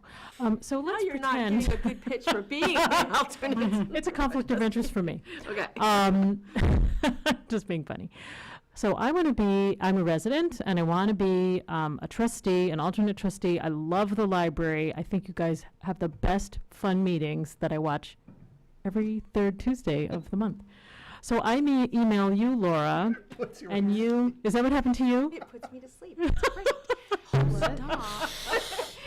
So I email Laura and Laura, The case, Laura contacts the person who's interested. Laura contacts the person who's interested and says, let's have coffee, let's you and me meet with the secretary and me, and, I mean, tell your peers, should they be waiting by the phone for your call saying, I've got someone who wants to be an alternate, I think what I and we're would gonna do have is a probably meeting. discuss it with somebody individually at first, so they understand what the role is, and if they're interested in proceeding, then that would be the appropriate time to introduce them to the board. But we would have to introduce them to town council in order for them to be. No. No, she's no. gotta I feel it did. I out. did not have to go No. before the council until I decided I wanted to become Yeah, a 'cause- trustee. Well, No, when an you- alternate trustee. Yeah. But in you her have to be case, I appointed by invited her. her. Yeah, but and I that's the said, very "Well, last But next this meeting." is step. like a job interview. Yes. I'm trying to look for, Yes. what are the steps that you can imagine, or that you guys want Right. for the job interview part, or the Do we dating? have We're just dating criteria? at this point. Right. And then once you decide, yes, this is the chosen one, then it goes to the town council, you can ask them. Because Yeah, 'cause- I've been on the committee, when we've interviewed candidates. You were a candidate, Rick, Yeah, you know, that's right. and the town council, one town councilor was involved in the interview process, you know, Yeah. in terms of like a search committee. Well, to that was to find- replace a vacant trustee position. Sure, One but, passed away. but it wasn't just I emailed and Right. I got it. It, you know, I mean, so I think, you know, to add to some of this is what's Okay. the process? We can advertise this in the paper, again, we can put it on the website. They email you, and then you're gonna I think I should meet with them first contact them, and then, They would come to a meeting. to see if they would like to Thank you. proceed. They would be introduced to the board. Also, Laura might suggest that most people that get Comcast or cable television have access to our meetings, and they might want to take a look right? at, Right. at And she could say that. to previous meetings. The other thing is that when you speak to somebody who's interested, you know, I'd love to speak with you, let's get together for coffee. One of the things I'd really like to know is why you are interested, and, you know, what your expectations are for doing the job, and then, and what makes you want to be a trustee. So maybe there's some kind of interview. There seems to be a Sort of. group meeting that should happen, so that all of you can, But that's after they go through Laura, who does the individual. first contact, yeah? Right. Can I Yeah. interject? When we Form found Janice, she emailed in, we had the ad in the paper, she emailed in saying, I'm interested. There Right. was somebody else who emailed in, and I Yes. said, Mhm. you know, and That's I said, correct. we have our meetings on the third Tuesday at this time. If you show up, you know, I'll give you a chance to talk and introduce yourself. And, you know, she emailed back saying, I can make it on Sure. Tuesday. She showed up at the meeting. And The other person did too. We No, also had there a was phone there was a person- conversation. Did we? We had a Yeah, phone 'cause you conversation. wanted to know a little bit about what the alternate We had a phone position even conversation. involved. Mhm. So you know, I kind of And I did, I explained just what it came. was, you know, what the position even was. She came to the meeting, that's when we all met her, and, you know, she Go introduced back herself. to our notes and see what you We actually said, you know, watch did the or meeting, said make to sure you're interested in wanting to do this, and after the meeting, she said she was. And then we made the appointment with the town council at that point. I think it took a while to get in the town council meeting. Yeah, just because there was a second, we had a it second meeting by the time fell the out town that council way. was able to schedule you, just because of the way things fell on their calendar. But I think you came to the meeting anyway, just you didn't participate. Yeah, I think it came to But more you than one observed. Yeah, meeting. you were at Yeah. least two. But I maybe think it was two just of our because you meetings were before. waiting. Yes. Yeah, It because could- we yeah. didn't have the chance to meet with the town council. Right. I couldn't If act as an someone stepped alternate up and said, trustee hey, I at want that to be an point. alternate, be like, Excuse me. thank you. Let's go meet the board, or come to a Mhm. meeting, and Yeah. then after the meeting, it's like Rick said, so you want to go to the town council? I mean, No, you guys gave me a couple meetings before. Well, after the first meeting, I think you said Yeah, you I were mean, interested, I was but it was interested just to the begin timing with. with the town Mhm. council. We had a second trustee Right. meeting before the town council was able to meet. Well, with her. I'll add those steps to this. I didn't put those kinds of steps on here. Okay, and I'm just asking because I can post this I think we very should. soon, but you have to Let be me- ready let for the me- onslaught. Let me add these steps to it, and then I think it'll make it more complete. Well, funnily Now that, enough, once people see the pathway, to this seat. Yeah. We'll pull another chair over and another microphone. Get 3. We'll push you over and. If you Sure, love I the can sit in the library hallway Sit in the. and you want to know in Eileen's seat. how it works behind the scenes, you would like to be an alternate trustee. Okay, great. Okay, moving on. Thank you. Need to schedule the right to know training. What's the status of that? I have some possible alternatives for that. There is a recorded session, a recorded presentation that exists in the town that if you're willing, that might be the first step, is just viewing that, Recorded video on, of a right to know session that, I mean, that was presented in this town. I was gonna say YouTube or. I have it on disc. It's a I'm- disc, yeah. okay. So that's, So we could basically sit in your office and watch it, kind of deal? I'm gonna find out because I don't have it in my possession How yet. long it is. Right. Yeah. So I can preview it in, because this might be the one I went to. Okay. So, but I'll find out some more details, but that's probably the avenue we're gonna go, rather okay. than, scheduling it. It still is probably very valuable, Mhm. same kind of quality. Okay. Okay. I've got my calendar. Okay, holiday staff party. Ooh. Typically, the trustees, do a holiday breakfast for the staff. Yeah. And, we generally, at this point, pick a date. I think it's typically been on a Wednesday, hasn't it? A Tuesday or Wednesday morning, typically. It was December 9th, I think, last year. Remember the date? And the I went trustees- back in the notes the and I trustees found the make- date. The I didn't really trustees think it would be actually, that important, the but trustees actually make the breakfast. I happened to notice that. Yep. Impressed. When Can't Yvette remember is, what I did last week. you have to sort of tell us what's gonna work for the library Well, it became a December 6th. as a date for the Was it a- holiday Last year? breakfast. Was it a Tuesday? It was a Wednesday. Oh. Wednesday? All right. So don't call me. Library trustee breakfast. Of course, that's why I can't bounce my textbook, because they I'm transpose actually- sixes and nines. That's okay. I think That's why you're for, the treasurer. Like the not me. 12th? when I've when I've scheduled full staff meetings this year, it's a Tuesday. So if a Tuesday morning works, then we Those are can all capture the good for most me. staff, because that's when I'm What able about to the do full 11th? staff. Available? I'll be 11th available. might be all yeah. right. I'm, That Yeah, would make just it the work from home 11th that day. or the Okay. 18th. Oh, I can't do the 18th. that's a meeting. That's too But I late. do the That's 11th. too. I'll say the 11th. Yeah, I say Yeah. the 11th. We typically do that at 8 o'clock, 8:30, 8:30? 8:30. All right, so what did we So say? the 11th works for everybody? 12:06, you're right. That's what I wrote, and I said 12:09. And it was 8:30 to 9:45. 8:30, That's And what it we was. can- It's a little early because we yeah, yeah, set up and. All right, Yeah. so we said December 11th. Yeah, Yeah. that's right. yep. Yeah. But when do you want to have them come? December 11th. Okay. yes. It's typically, we 8:30. start at 8:30, I think, yeah. Is that a good time to have them come? What was that sign-up website that Jen Jovin always used to use? Oh, yeah. Sign Up Genius? Yeah. What is it? Sign Up Genius? Sign up genius. Probably, There's another one. I don't know, I know that one. what is it? There's an Evite too you could do. Yeah. But I like Sign Up Genius. Oh, all right. It's easier. Sign Up Genius was Janet, why nice, don't 'cause you it- handle that? I will that was the handle one it. where people could pick what they were gonna bring. and- Right, right, and it was like, oh, I can even find the one Jen did. What was that date? I put my calendar away. The 11th. 11th.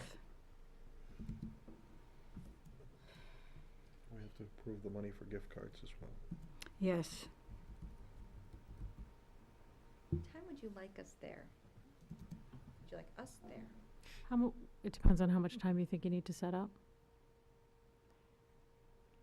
Probably 45 minutes or so. Are we gonna just bring like trays of food, or the one year we actually did the waffle bar where we had the waffle makers? Remember that? It was a long time ago. Yeah. Do we have waffle irons? I have a waffle iron I could bring. I have only a Belgian waffle. I have a waffle iron. I've got a Belgian waffle and a little plain one.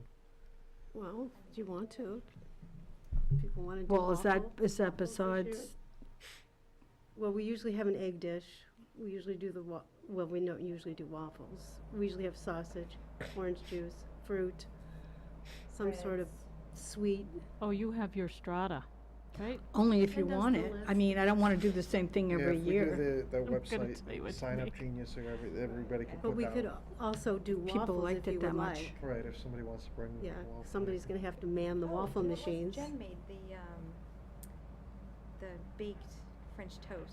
Oh, yeah, with the peaches. Baked French Oh, yeah, toast. yeah. I make a French toast with peaches, but I think that was it. Because I was like, I know there was syrup, but it was because it was the baked French toast. Yeah. Okay. Right. I liked it. Well, why don't we email about the menu Okay. rather than spend time here? And Janet will do the sign-up genie. Janet, will you include me in that so I can catch anything that you're missing? Okay. Yeah, we had bagels and muffins. It's all starting to come back to me. Okay. Remember how much we approved for gift cards? I think Janet would 25. know. I can. She's Yeah, your I do treasurer. that because we need I, to approve that It's tonight. 25. I emptied out my bag, so all my old I stuff think we is, did 25. sitting in and we my tried to office. get gift cards to what somebody would like, Right. whether it was Amazon or Barnes and Noble or whatever it was. Was it 25? Yeah, She'll that's what I have confirm. to I'm find pretty sure out. it was Yeah. 25. Hmm? did we gave a choice of like, what, 5 or 6 Yeah. But you places? know what? That They way might just say like, It doesn't Rick get too Barnes, far it written down. fetched. Yeah. Right. so it might not say. And there's 22 staff? You guys talked about at the meeting I wasn't Yeah, there might be present 22 for. by then, yeah. One that I spaced 21 or on the 22, because we original have someone starting budget next. meeting.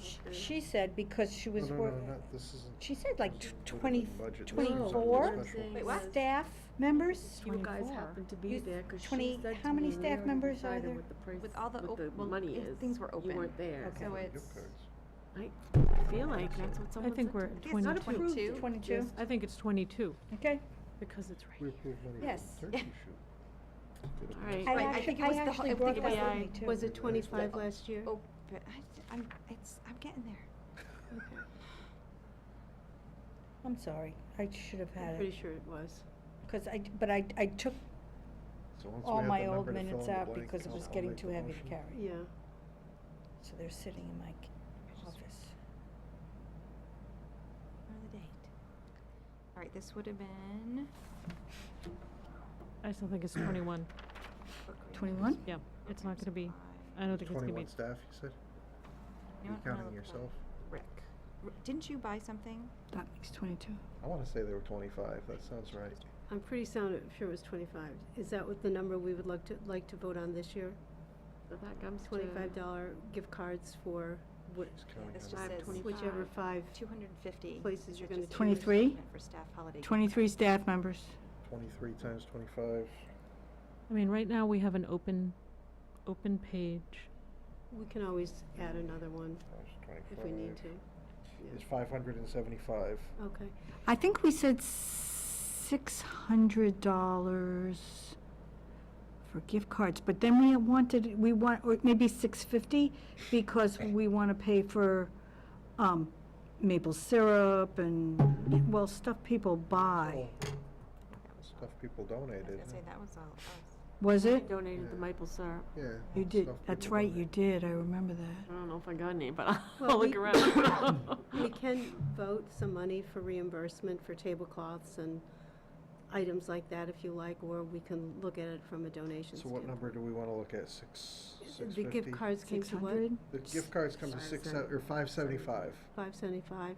I don't think So it how costs much do more we than want? $50 or so, but So let's say we'll approve 650 for the gift cards. yeah, and ancillary expenses for the staff gift Okay, card. so I'll make the motion to approve 650 for the gift cards and holiday party Okay, I second. For gift cards and and the holiday party And expenses. expenses. But can you also record the amount of the gift card is? $25. yes. The amount of the gift card is $25. And then you usually give them a choice of a Oh, few. I will take care of that. Okay. So that's done there. Wait a minute. Who seconded? Laura, Right, okay. call the vote. At $25 So the next each? item on Wait, the don't list. forget to call the vote. Oh, all in favor? Sorry. I go to this other meeting, she never calls for a vote, so I think that's why I got the habit. Okay. Um, I don't know. The next item on the list is the timeline for office equipment replacement. Oh, yeah. Is that this one you're referring to, or is that a I different have a one? colored one that I This- put down on your thing. Okay. Is that the same as this one? I can't see that far away. This That's says probably the yeah, they same. both say the same thing, but one's bigger than the other. This was the one that I got in the drawer. Yeah. Can you explain this a little bit, please? I had a note that you had asked for the timeline for office equipment replacement. Yes, so we could think about what needs to go when. Yep. Now, I don't know what I'm reading. Okay, so if you Monday look on the Dell the Tower. first column, all of our computers are named,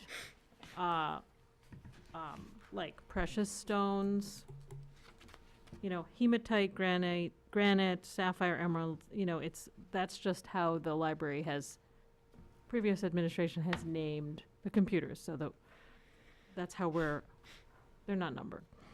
And so it tells you what it is, where it is. The green horizontal bar tells you where it is. This is that computer, and then you've got the number on it and when it was purchased. That's really the stuff that we're looking at, is the when, because it's the lifetime of the machine, the expected lifetime of the machine, and when it needs to be replaced. Initial cost is what this- we paid originally for these. Mm-hmm. The, something like self-checkout Lenovo Mini. So if you think about the self-checkout machine, there's a little monitor tiny, with- Okay. the monitor, but then the computer is this big. The It's a little mini. Yep. thing you scan with, okay, Well, no, that's the scanner. That's That's a- separate. that's a This is the brains of the computer. okay. So that's what all these $350 ones are. Why are there so many? Because that's how many computers they have.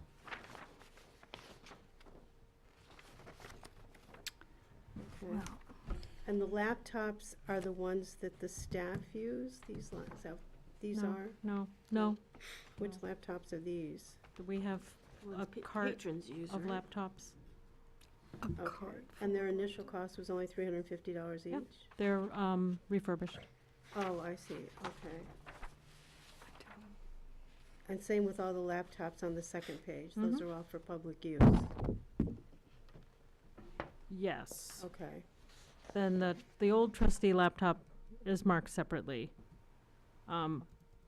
There's a laptop that I have that's marked separately. Those two were purchased at the same time. Okay. And the year 2019, 2020, the only ones that are being replaced are the ones in red. Right, these are the ones we agreed to take out of the budget and Right. take out of the fines. Okay, now the server, is that the one that was on the budget? Is that the same server? Mm-hmm. Okay. The warranty expires in 2019, though. Of the current one. Okay. That's our current thing. That's why you're buying it. Okay.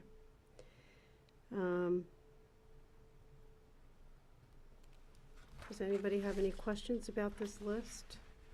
Now, I'll just tell you, I think the one that I sent you, the file that I sent you, has 2 tabs that go out another, 15 years. Didn't make any sense to print a bunch of blank columns that go out 15 years. So, but it's just, here's your document. This is everything that's accounted for.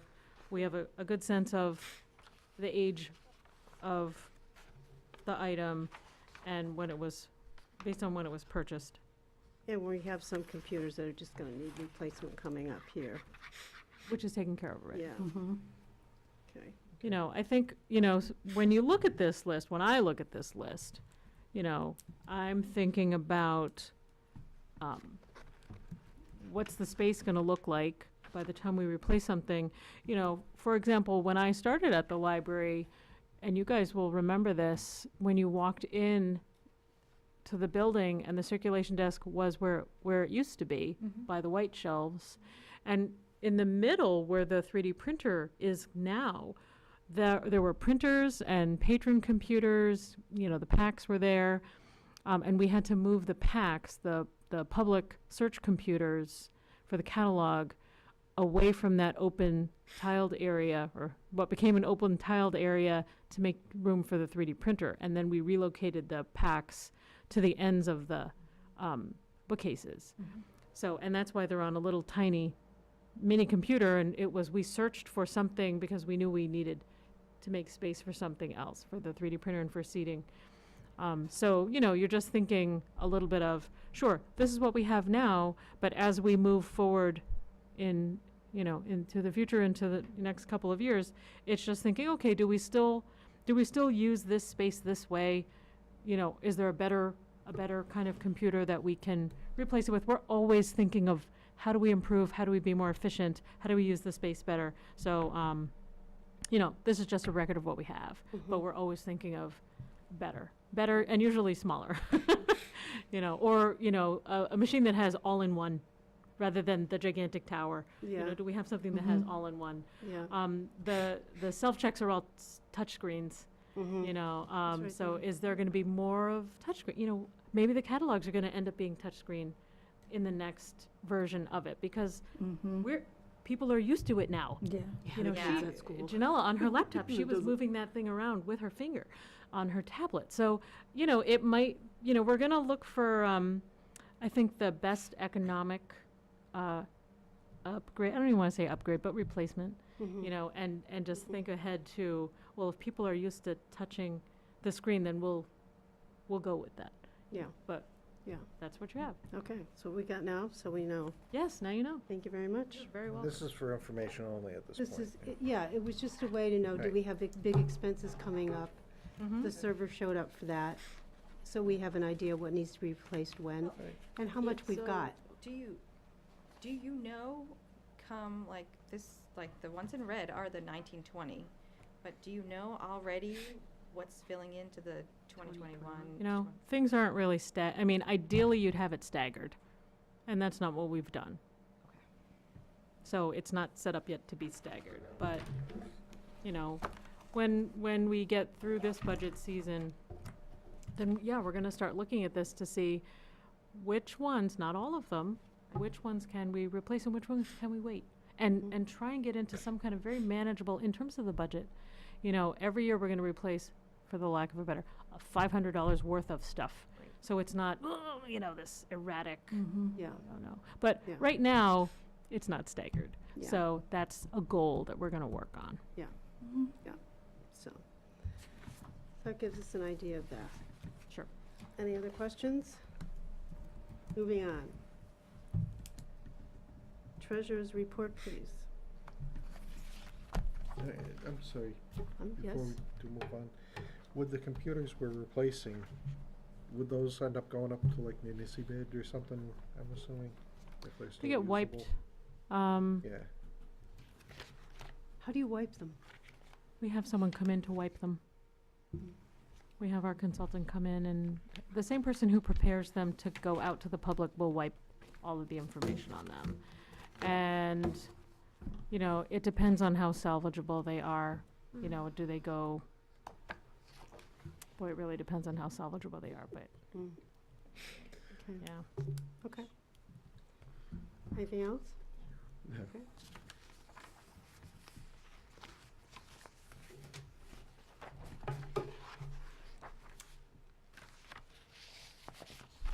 Am I supposed to say something? No? Oh. I was, You said, all I heard was Jan, so I was like, wait. No, I'm Which looking one at are the we- balance sheet. Yeah, balance sheet. I am looking at the balance sheet. So am I. And on Oh, the top, boy. it has business checking for DCU fines. It This is all with respect to the month of October. So our beginning balance of fines started with $9,535.50. $535.50.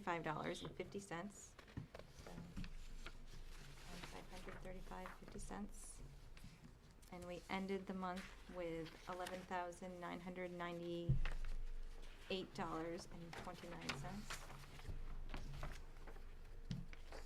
in fines.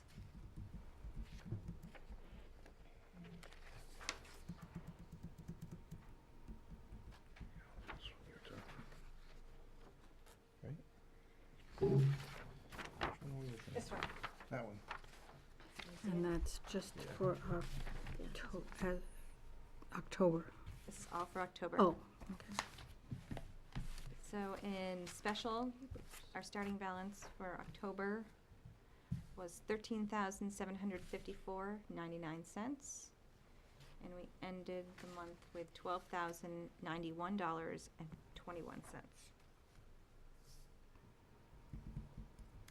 The other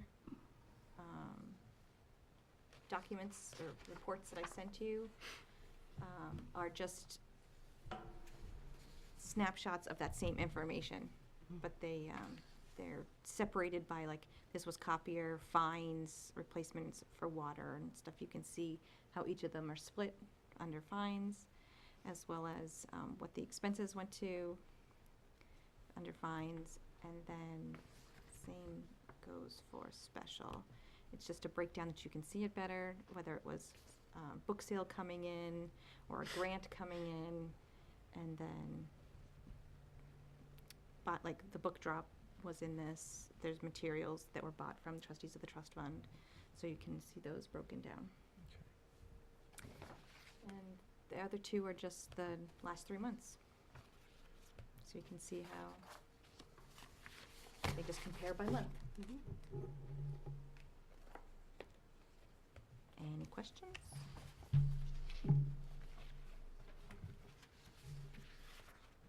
Thank you for playing with all the numbers. Alright,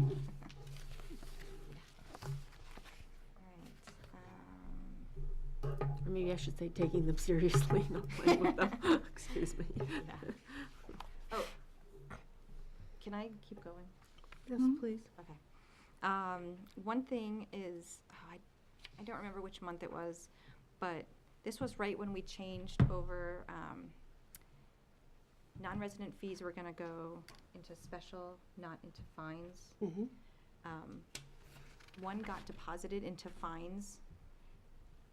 I would like to just move it back, and I can do it online, but I wanted basically the board's approval to move the $100 that went into fines to special.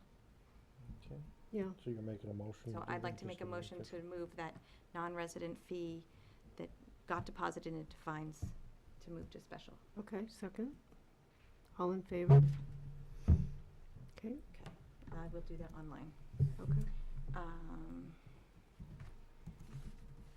I would also like, to make a proposal to take another distribution from the trustees of the trust fund in January.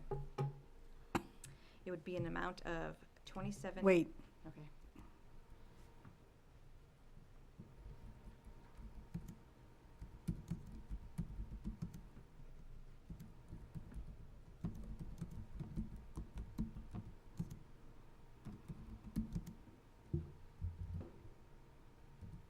okay. Now, what you would like to do is? I would like to take another distribution from the trustees of the trust fund for the amount of $2,735.67. This would be from the fiscal year ending 17-18. 17, 18? How did you find that? I looked it up. And would you please give me that amount one more time? $27.35.67.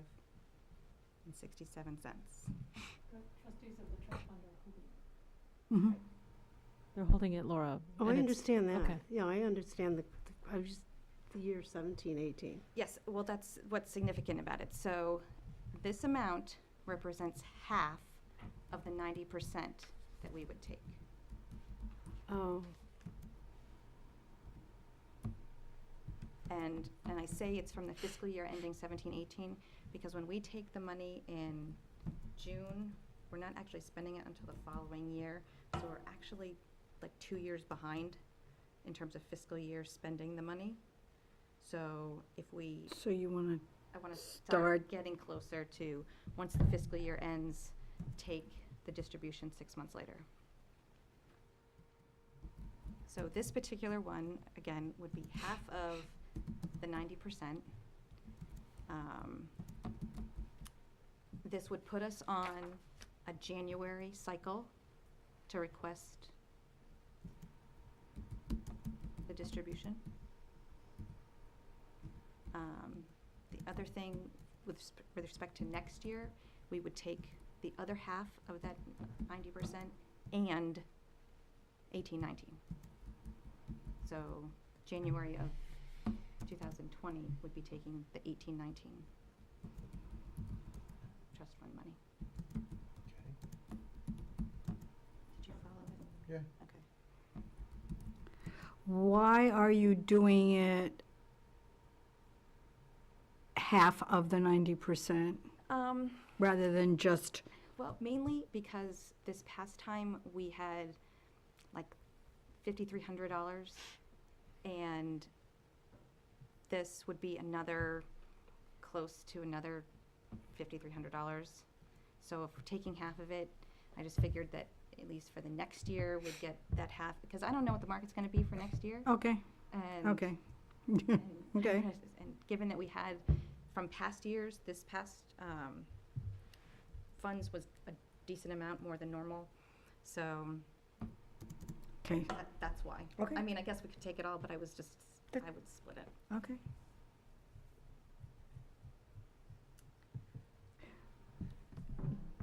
Just one question. Sure. The 5,000 something that you mentioned, that is the 1920, 1819? 17, 18. No. No, the one that I No. just said Y- was 16-17. Oh, So the money that we just took, the one that we voted on and took right, as of July, right. was from 16-17. Oh, That's why I The want to get year it. 16, we weren't even, Fiscal year. didn't know 16-17. that, yeah. That's why I want to Okay, Catch back up. catch us back up, Okay. exactly. Um, So you're making the motion? So I would like to make motion to, and I did just also, I talked to Chris Christensen about this, and I asked Paul McCallie about this, and they both said, yeah, you can do that. So, Yeah. because I didn't know if there was some legal issue that we couldn't do it, right? so we for had some to leave reason. it for 2 years. Right, exactly. Okay, So, yes, I'd like to make a motion to take another distribution from the trustees of the trust fund in the amount of $27.3567 second, in January. all in favor? Are you in favor? Oh, yeah. Vote against your own motion. Vote if you make the motion? I don't know. Yeah. She did. you make the motion. Do you have all that down, Karen? yep, Vote against that's yourself. why I slowed her I know. down. Well, that's exactly, because I kind of was like, should I vote? Some boards don't. Resident fee took care of. Anything else for your treasurer's report? Okay. No, I'm good. All done? Yep, thank you very much. Anybody have any questions about the treasurer's report? No? Just, can you let me know when that hits the account? so that Absolutely. I can tell Well, I them, think you'll actually get it. Oh, wait, which one? The 100 or the trustees, the 2735, because then I can tell them their percentages and It'll come to you. it comes to me. Yeah, because it'll be just like the others. Oh. I'll make a request Sure, to sure, Chris, okay. who will deliver it Okay. or whatever. I just don't want to not know. You'll know. Got it. It's more like, well, I know. Well, but you're gonna do it in January, you're Yes, not and gonna do it in December. And that's partly because the trustees of the trust fund do not meet in December. Okay, So he told me that I had to get it to him in January. now. Okay, no, now is, yeah, okay. Operating budget.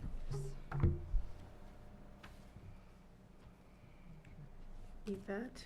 No? Do you have any questions? After our last budget meeting, is that what you're No, talking about? this is the current, we're back in the current year. Oh, we're back in the current year, okay. Yes, I did print that, I think. Where are the year-end expenditures? What? No. It says operating budget, 2017 to 18 year-end expenditures.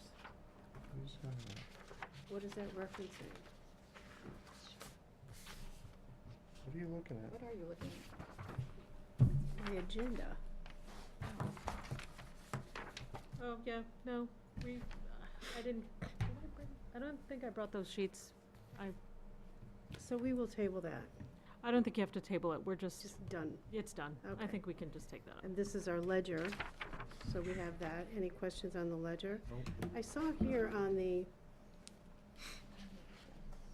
I think that says maintenance building grounds. The budget was 39,000.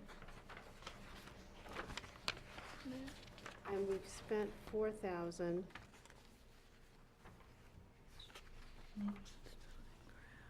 What did we spend that money on? No, I can't answer that. You have to look at, I mean, It's not a critical question, it just, the question rose to the surface for me, but it's not a okay, critical. so if you look at your recap of monthly invoices for October, things that came out of maintenance, building and grounds, something that was fixed for the heater system. Absolute Mechanical is the vendor that we use for the HVAC. Oh, okay. Reed's so- Ferry Lumber, somebody did Jerry, Okay, got it. Jared never fixed mind. something. Yeah. You know, I never mean, mind. it's All right, just, Gotcha, you have to look at this and this together. yep, But, you know, okay, so far in October, so that's just so many months into your fiscal year, yeah, we've only spent $4,000 Yeah, out of that line. okay. So, just curious. Okay. Nothing, no biggie. Director's report? Actually, I have a Oh, question. I'm sorry, yes? And maybe you'll know because it was in September, and the only reason I bring that up is because it like wasn't clicked, showing up in the September ledger. Where was it? It's under, oh, I'm gonna find it now. Oh, incentives. What was given as an incentive in September? The 442? 442, no? Well, that's what it says here, I don't know what you're looking at. What are you looking? Incentive. on the Incentive ledger, pay Incentive library pay. line, on year-to-date, Yep. under incentive pay between library. unemployment and office supplies. This one. I know I did 100, which I talked to you about when we were in a non-public session. So in terms of a breakdown from July, Actually, I did. I looked at that, and I looked at September. It wasn't there in September, mainly just because the line itself wasn't there, and it wasn't there in August or in July. So that's why I was just curious. okay, I can't answer a question like that on the spot Okay. I just because didn't I'm know. looking at this, I can't click on this to find out more. I understand. So, Okay. you know, I can go back in the files and see, but that is not something that is spent liberally. Right. Would be good to know.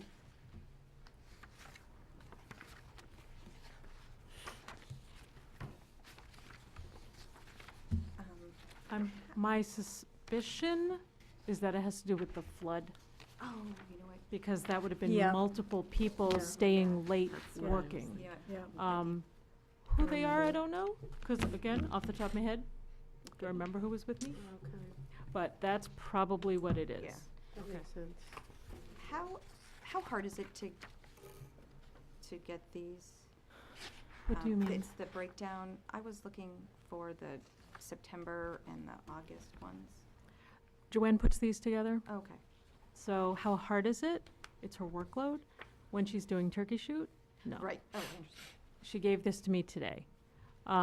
So that's the answer I can give you. Joanne puts it together, and she puts it together when she can, because she's the one who's processing all the invoices, you know. So she can very quickly go, Yeah. I gave these to Yvette.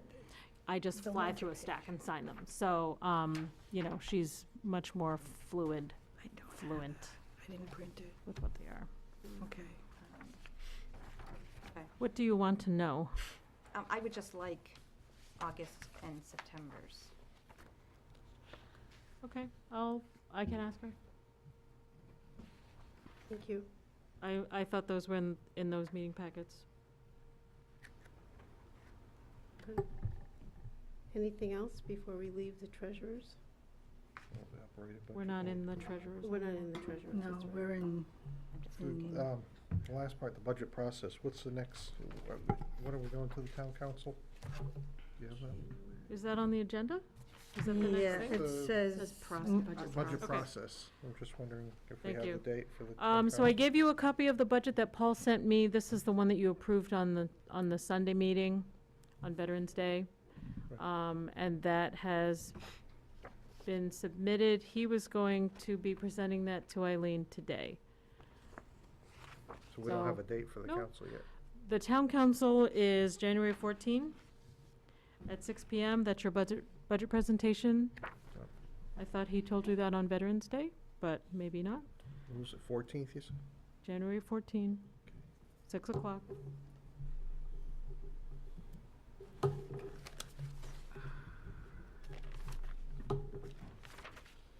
Anything else on the ledger? I had a thought. Is there a way to come up with the amount of money we needed to pay to fix things in the library? Like a one-shot amount that would kind of say, we need this much maintenance coverage? You mean as a line item on the budget? Okay, well, Well, it's kind of like what Yvette does with her CIPs. okay. Yeah, it But it's may, be for, like, it may have one already been issue. answered, I just, What are you thinking of specifically? well, I was thinking in terms of asking for that position and what would justify, What Position. what position? the, Jared?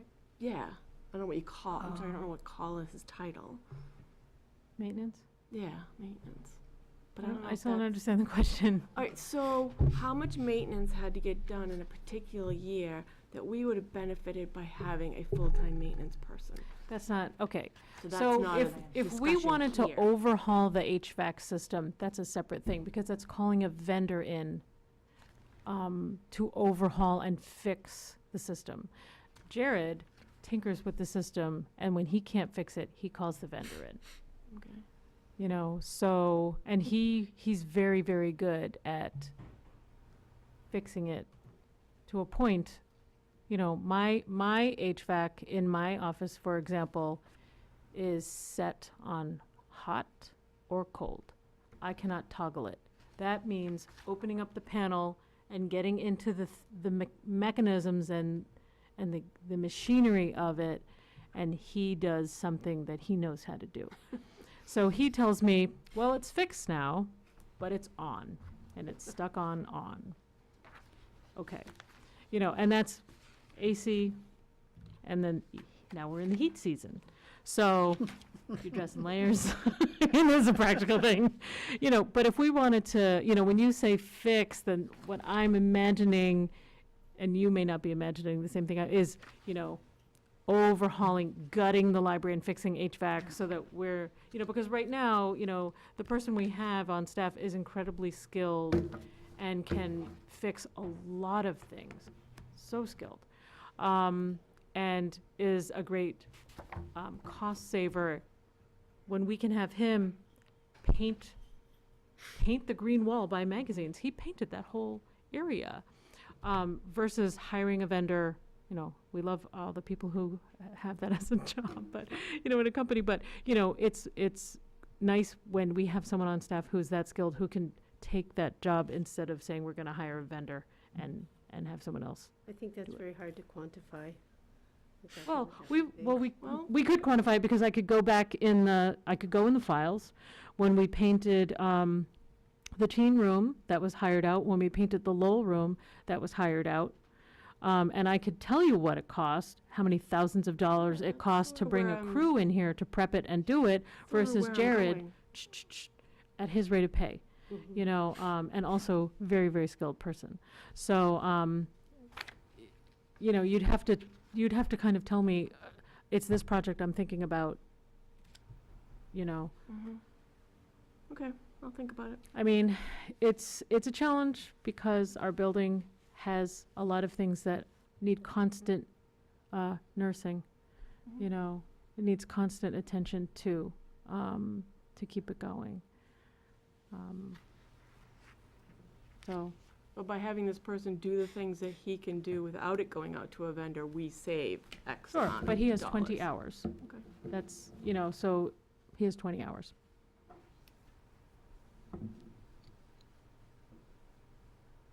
All set? Mhm. Okay. Director's report. Do you have any questions? I'm trying to be sensitive to time. So a couple of things maybe that I have to mention, or I will mention. We've posted a part-time circulation page position.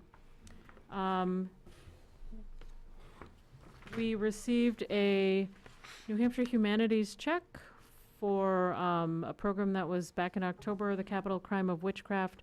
So this check came in like after your meeting. But you can vote to accept $212.60.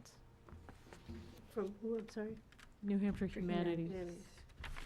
It's right there on the top of the first page. Accept the grant from New Hampshire Humanities in the amount of $212.60. I'll second. All in favor? Over your shoulder. Oh, yeah, sure. I have a question. Under youth services, Mhm. total number of attendees is 685. Yep. Does that include children and adults? Yes. Some of our story times require that parents or caregivers, grandparents are with the, Oh, I Little ones, was so, just yeah. wondering, Mm. you know, adults is one thing, but how many children actually come versus adults? How much is that children versus adults, that's all. Just wondering.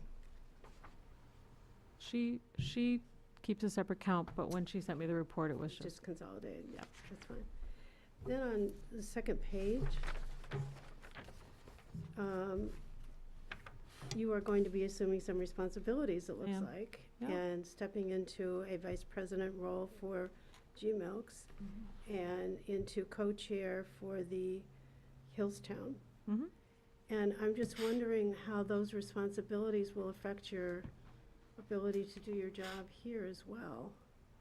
That's a lot. Taking a rotation on both of these boards is a requirement for being part of the consortiums. Ah, So it's my turn. it's your turn. Yes. Both in the Drew same the year. short straw. I'm just lucky. Got the short straw. They're It's both in not the- a short straw. They're both in the same year, so it's like two organizations I'm blessed. at the same time. Hashtag blessed. That's what I say. Okay. Hashtag bless. Yes. You can Okay. put that in the minutes. I will.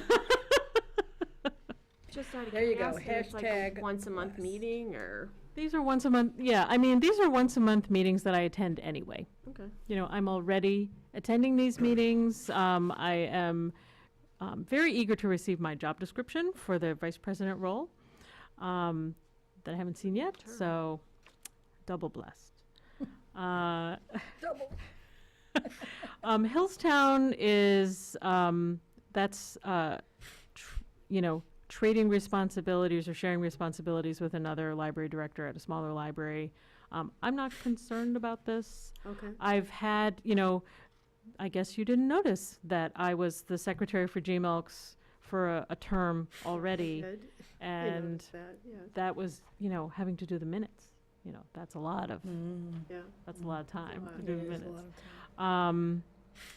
And I was at the same time, when I was the secretary, I was also the chair of the Urbans Cooperative. So again, that was chairing, I've done this different pairing, but I've done, Okay, so you're This familiar before. with the job roles and all that. It's not a learning curve.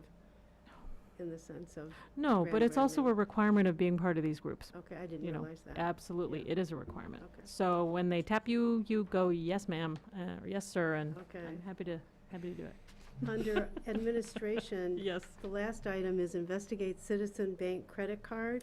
That's something I didn't want to drop off, you know, we had done that, and you know, we don't obviously have to talk about this now, but, you know, this was something where, the treasurer had consulted with another person in the library, board, you know, with one of the other boards, and suggested we have like one credit card instead of having the staff department heads have individual cards.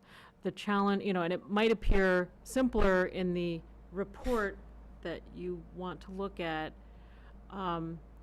Sure, it's easier because you see one port. In terms of tracking who has spent what, it's much more challenging, because if you have the credit card, you have your credit card, your name is on it, and Merrimack Library's name is on it, and I get your receipt, and, you know, I can match. It's your purchase. It's your purchase. I can match that. That's the part that I'm interested All in, these is cards matching don't have the same number, they all have different numbers. with names. They're different, easier to separate track. accounts. It's easier to track that Okay. purchase. Joanne has taken on the responsibility of, like, she'll take my credit card bill and I'll just give her all my receipts. So, God bless her. I don't even have to do and put my own paperwork together because she took that off my plate. And that's the other thing about stepping into these roles. You know, I know that I have other things I'm going to delegate, you know, so that I can make room for this. So that's very much on my mind, especially with the GMLX one, because that's going to be, it's probably going to be the same amount of work as the secretary position, but I'm ready to, you know. Okay. So I'm very mindful of that. But, you know, when I was the one a couple of years ago, I used to take all of the department heads' receipts and credit cards, and I was preparing all of their bills so that we could submit them for payment. And, you know, the youth services department during the summer buys a lot of things. I mean, so many pieces of paper and so many receipts. If I had to kind of have a pile, and it wasn't narrowed to this staff person, and I could say, this is yours, where's the receipt, I need it. Or if you can't turn that in, you're paying for it out of pocket because I need the paperwork on it. I mean, former children's librarian who's off onto different things, she spent a lot during the summer, and just so many, this store and that store and this store, and there were so many receipts, it was a nightmare. And then they would return things they didn't use, and then you have to track that on a credit card, you know, so it was a nightmare. So I would, just on our side of it, and just the accountability part is really what I'm interested in, So and does this- keeping it as is what I would So recommend. is this something we need to continue to look at, or Not currently, not currently? but that's why it's on TBA. Okay, so do we want to leave it there as something for the future? Okay. then we'll Okay, just I'm gonna have leave the it same on- answer in 6 months. Okay. Okay, Just so you so it know. will stay there as a Okay. future thing. Okay. Did Paul get back to you? No. Okay. What's that? Anything else? Yes.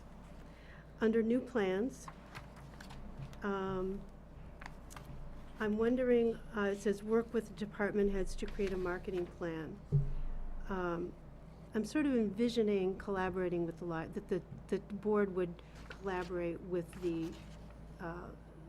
you and the staff on a marketing plan, because everybody's going to have to buy into it, Sure, she can see, to work, so just that you it can would see a be draft. a collaborative, Where it's effort and- where it's appropriate, because the board's function is governance. So I understand where Oh, it's I'm appropriate. not saying that we're necessarily writing it, but I think we should have a role in being able to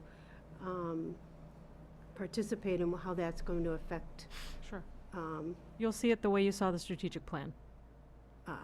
But okay. right now, I gave her a stack of things like this, and I said, make me a draft. So, Okay, I'll see it. I'll show it to the department heads. You'll see it when it's beautiful. Okay. You can add your things to it. Yeah. Okay. All right. Anything, any other questions? I think so. Your staff feel like they got things out of their trips to the different conferences? Oh, yeah. It's, going to a conference is always wonderful because you really learn how another library addresses the same issues and service issues, staffing issues that you have. It's very beneficial. Great. You made a, excuse me, you made a comment during Janilla's Mhm. presentation Mhm. that some teen books were sold during the book sale. Yeah, that's so Emily was doing I think one of her reports that she runs, and something came up missing. And this was items that were purchased in September.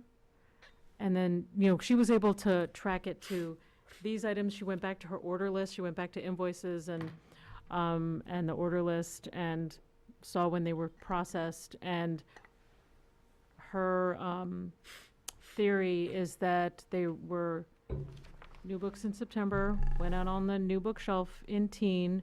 We expanded where we put book sale items throughout teen because we had more items. So volunteers who set up the book sale spread it out, and we don't throw a sheet over collection shelves. They're moved to make space for the teen tables, and they were picked up. So whoever, again, volunteers who were at the purchase table, where you have the little cash box, didn't check the items. How would they know to recognize them anyway? I would know because everything is labeled. Yeah, if you And open when you see it, you can see that say it's withdrawn withdrawn. on the inside of it. Oh, So, I know I didn't work with people. So that's something that I've notified Pauline that when we do the room for January, we have to make sure that our real collection is totally separate and there's a very clear delineation between what's a collection area and what's a sale area. And then also for anyone who's volunteering at the table, they have to know how to look at items. Because if it's a new item, it looks like a new book covered with plastic and labels, and you know what a library book looks like versus a donated book, and versus a library book versus a withdrawn book, because you just open it and there's a withdrawn stamp across the barcode on the very first page. So it wasn't 100 items. I mean, it was I don't remember the number of items, but I said we have replacement funds. So she's going to replace them. That's, fines. It is too bad. Yeah, I know there's been times I've gotten home after the bag sale at the end, because I don't even see what my kid's throwing in until I get home, and I see, it looks like a library book, and I'm like, uh-oh. And I always look inside the Yeah. cover to make sure they say withdrawn on the inside, to make sure they didn't actually grab a book have that a real book, yeah. got moved into the collection by mistake, moved into the sale by mistake. Yeah. And the thing, even with the bag sales, we're not usually unpacking the bags. We're just measuring the bottom. Exactly, yeah, so you don't even peek in. Yeah. And that's a day's worth of, that's 2 hours worth of sale. Other business? Oh, Your appointment with the town council. I had other business, but I don't know if you want me Go ahead, please. to discuss it at length. I wondered if the board would like to purchase something, offer something to commemorate the birthday, 125 years anniversary of the library. Different thoughts I had were if there was a special collection of books the library wouldn't ordinarily be able to get or wanted. Better granite sign. Granite sign was on the list, but I didn't know how much money we would consider putting out for this purchase. I thought give money for a particular area to be landscaped. Those are just some thoughts I had. I don't think we have to necessarily decide tonight, but might be nice to Except the year decide ends in, before. what, Well, it 6 might be weeks? nice to decide before the end of the year, but I don't know if people wanted to come up with other ideas before we made a decision, or I just thought it would be nice for the board to note the anniversary and You have any thoughts on that? I like it. I do too. Yeah. I just think, you know, in December we'll actually vote on something, because I don't know what we, picking stuff out of a hat tonight. Do you have, I think the sign's appropriate, The sign for the front. because it's, different, Talking and, about the granite sign? yeah, Mhm. it's permanent, it's visible. Mhm. And we I can think that's move it if appropriate. we get a new building. Well, that's what I was thinking. I'm sorry, what? And we It's move it going if we get a new building. Mm-hmm. Or different, just say different. Different building, If we get a different. different. building. Different. So if something we different. chose to do that, where would the money come out of? So I had raised that sort of in my thoughts, but I didn't know if that was a too large amount of a money to Well, connect to that, or it's a sign, we'd like to have it. I'll ask a different question, because you know that special is already allotted to different things. Mhm. So above and beyond what we're already committed to spending special on, what amount do you have above and beyond? we're still good, and there's, in our budget, there's a star that says, does not include like one-time, Mm. non-reoccurring expenses. We would be fine. So there's plenty of money for that? Okay. Would we put on the sign in commemoration of the 125th anniversary, or not? I wouldn't. I wouldn't. No? I would do similar, like what the town, like what we saw, Mhm. the whole Mhm. Merrimack Public Library established 1843, whatever. it was. 93. 93, I don't remember. And Okay. It would be noted in our minutes, you know, we could Yeah. say something on the website, but I just thought, Okay. why not, if we could? Would anyone like to we make could a have mo- like a little engraved down like at the base that just says. In commemoration of. Put it on the back. You can just write it with a marker. I wouldn't do that. You can put We your could tag handprints it. in the cement. Really in with the- crayon. Crayon there, like chalk. Oh, so do we have to motion to do that? Yes, I'm You're waiting using for a your name in motion. vain as we speak. Oh, it would be, if we're going with the similar quote that we got back in July, it'd be about 1250, 1270, I don't remember. It was under 1300. I think it was like 1250, actually. So does anybody want to make a motion? Would I be making the actual amount in the motion? No, Yeah. because I don't Well, think you we need have to- that You information could yet. approve up to a certain, you could say up to, So I motion that the board? Well, if it's 13, Hold on. she's looking up the amount. I just, here it is.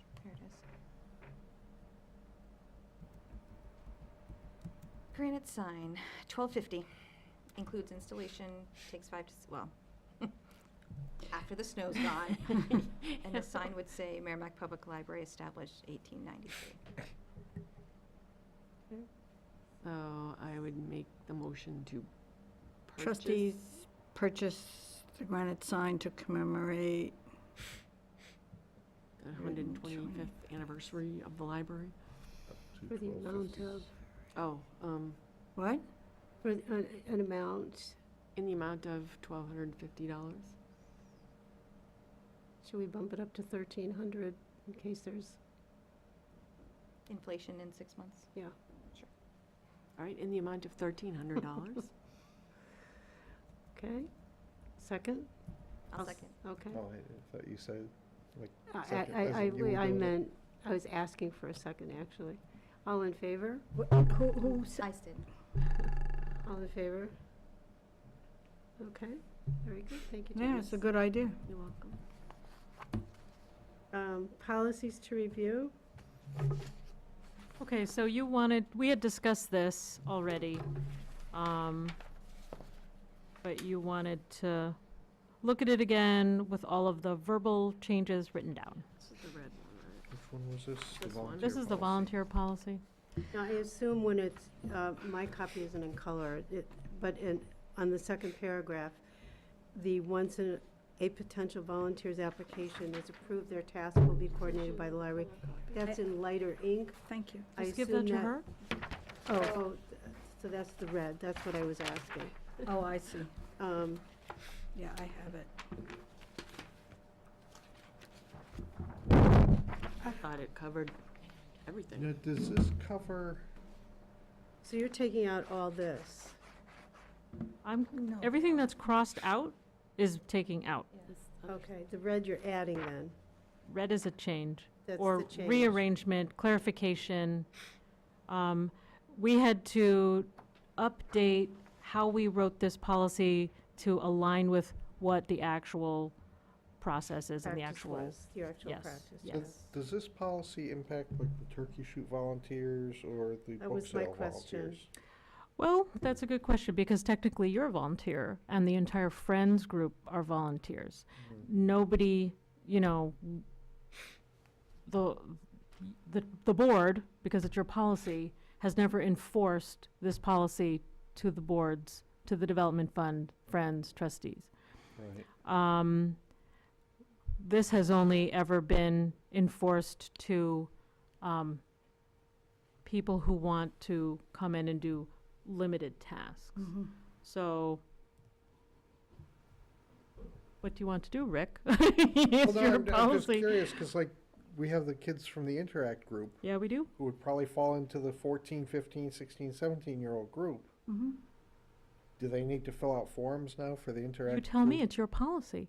I can enforce this if you want me to. Previous boards have never said, yeah, do that. So, what do you want to do?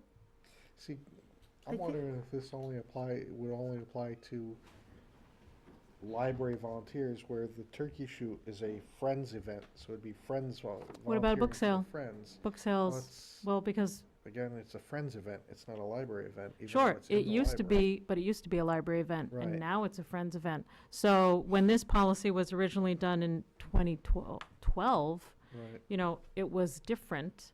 And before that, we didn't have anything. Okay. So, I think each time you're improving on it, but you have to tell me what you want to do, because I can enforce whatever you want. I guess I was thinking of this policy, I think of it as somebody wants to come into the library building itself Mm-hmm, and do a particular task, mm-hmm. maybe with the children's room. In that case, I would think that there would have to be some sort of vetting. But for an event like the turkey shoot, that's outside, there's a lot of Mhm. staff and people around, it's well supervised, probably not necessary in that situation.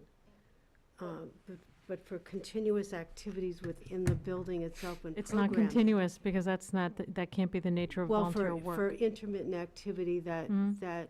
where they're participating on a somewhat consistent basis. You can't say consistent. Well, That's also, regular. intermittent or is so much better, intermittent, yeah. Okay. They're showing up now and then. Yeah. I guess I think of it more along those lines than We I don't do have- for a single event. right, we don't have a lot of people who do this, and part of it is because folks who want to volunteer at the library, they want to basically do staff tasks, and that's just not, Mhm. it's not legal. We can't have that. So, there's a lot of restrictions for something a volunteer wants to do, and this is what we have. So, we can add a line if it would help clarify you know, where things happen versus a turkey shoot versus a book sale, you know. Well, those are Friends events, so how does that interface with somebody who comes in to strictly as a straight library volunteer, not a Friends volunteer? Like, What do the friends Pauline. do? Pauline is Is a friend. As a friend. friend. This She does doesn't, it for the this, friends. we've never asked anyone on a board or the friends or the trustees or the development fund to go through this process, never. You know, because if you want to do this, then you need to do a background check and then you have an interview with the volunteer coordinator and we try to match skills. You know, see if we can give you a window of time to come in and do something. You know, right now, and you know, most of the time it's a student that is coming in looking to pick up some hours. They want to pick up some hours for National Honor Society or for the Scouts or for their church, you know, and be able to have me sign a letter that says so-and-so did so many service hours So here. is that pretty much the type of volunteer you have? That's we don't have any right now, but that's usually the kind of person that will go through this process. So they also, And they're doing tasks But they within the do- library. but they do also come in, whenever there's a book sale, I do get a wave of inquiries from students also, and other people as well, who say, I want to help at the book sale. I want to volunteer at the book sale. You know, and they don't go through this process because this is something that's more intermittent tasks, you know, But in a particular department, helping with a special project, you know, versus, you know, a big project like book sale, turkey shoot. You know, Which is the birthday strictly party, we had friends. volunteers helping at the birthday We- party. But those events are strictly Friends. The intern would be strictly a library, somebody This is doing not something for this is the not an library. intern, this is volunteer.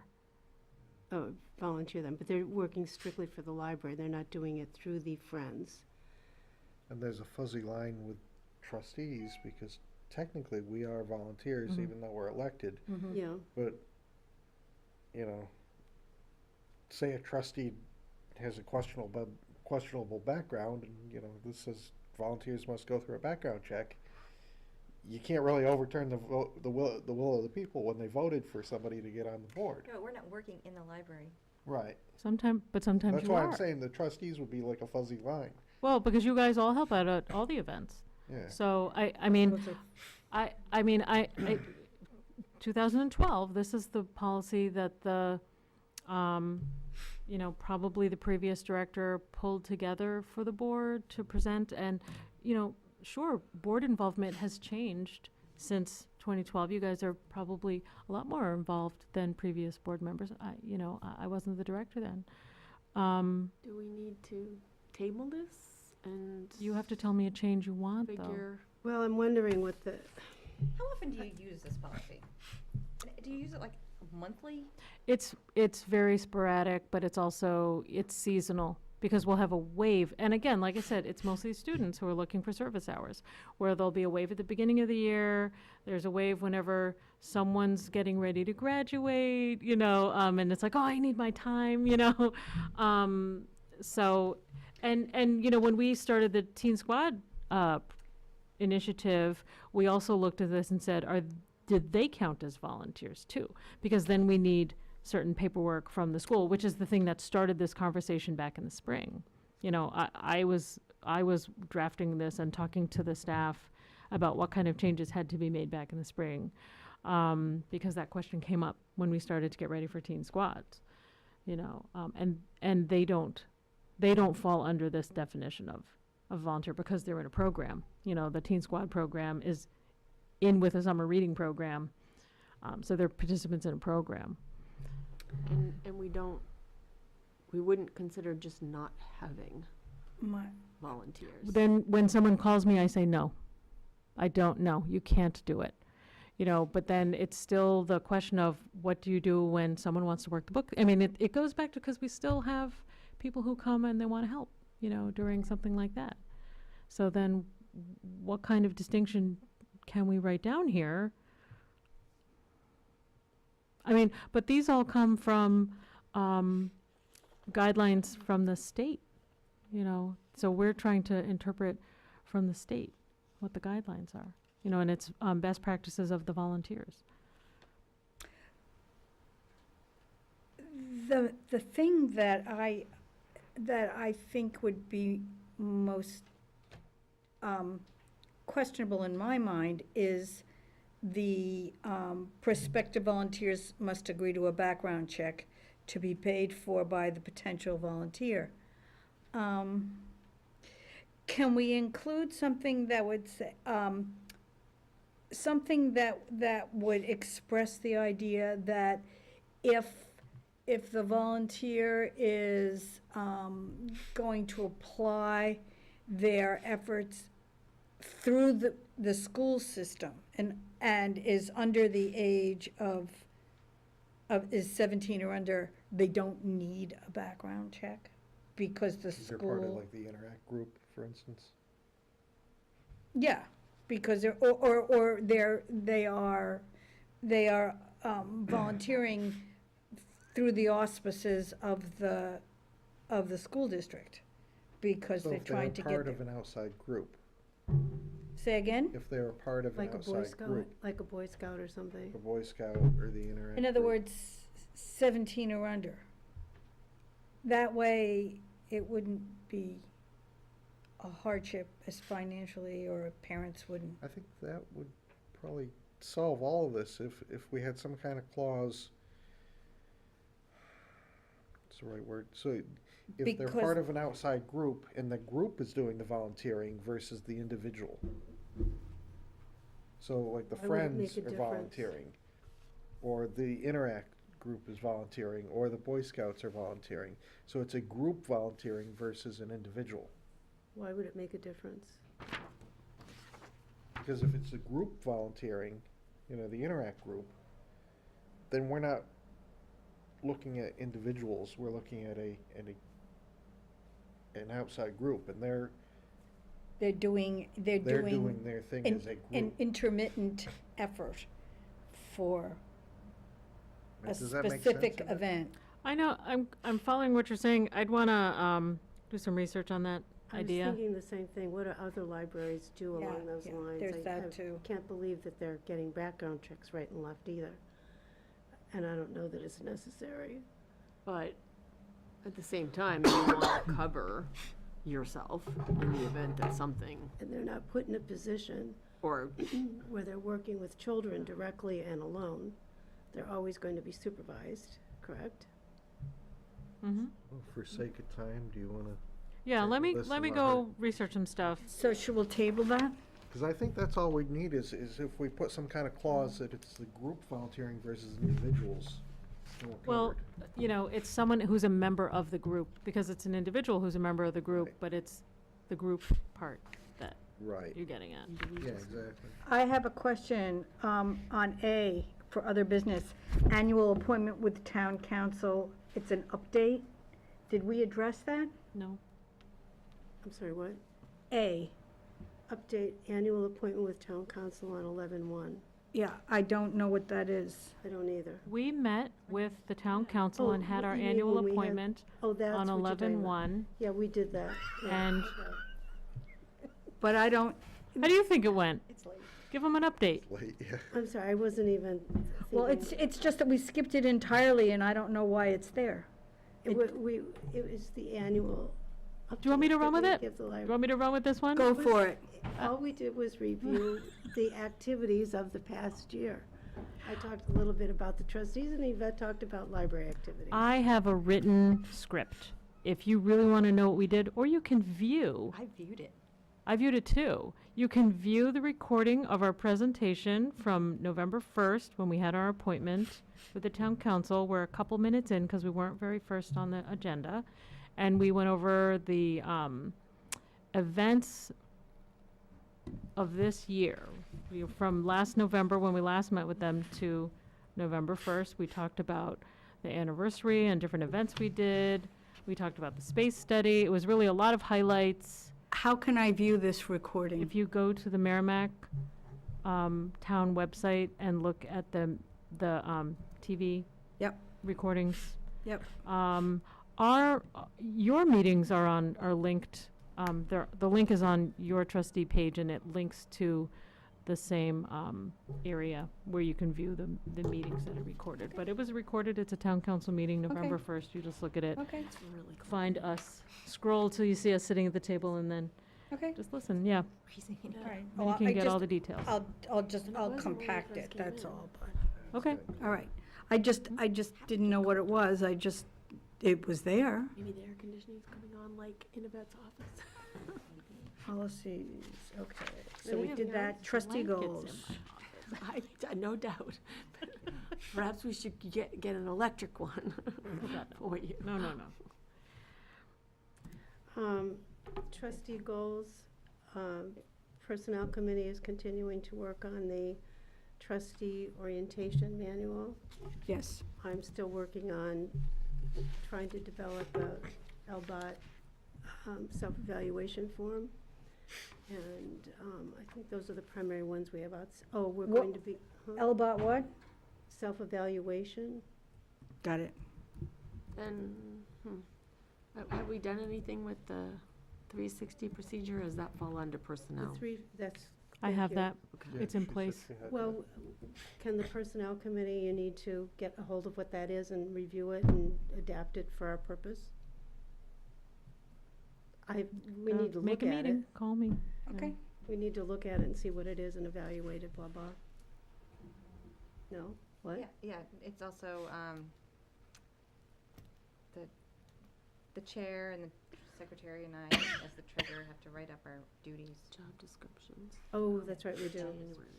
Okay. That's when it was Elbot projected evaluation to be form. done by. Ray 360.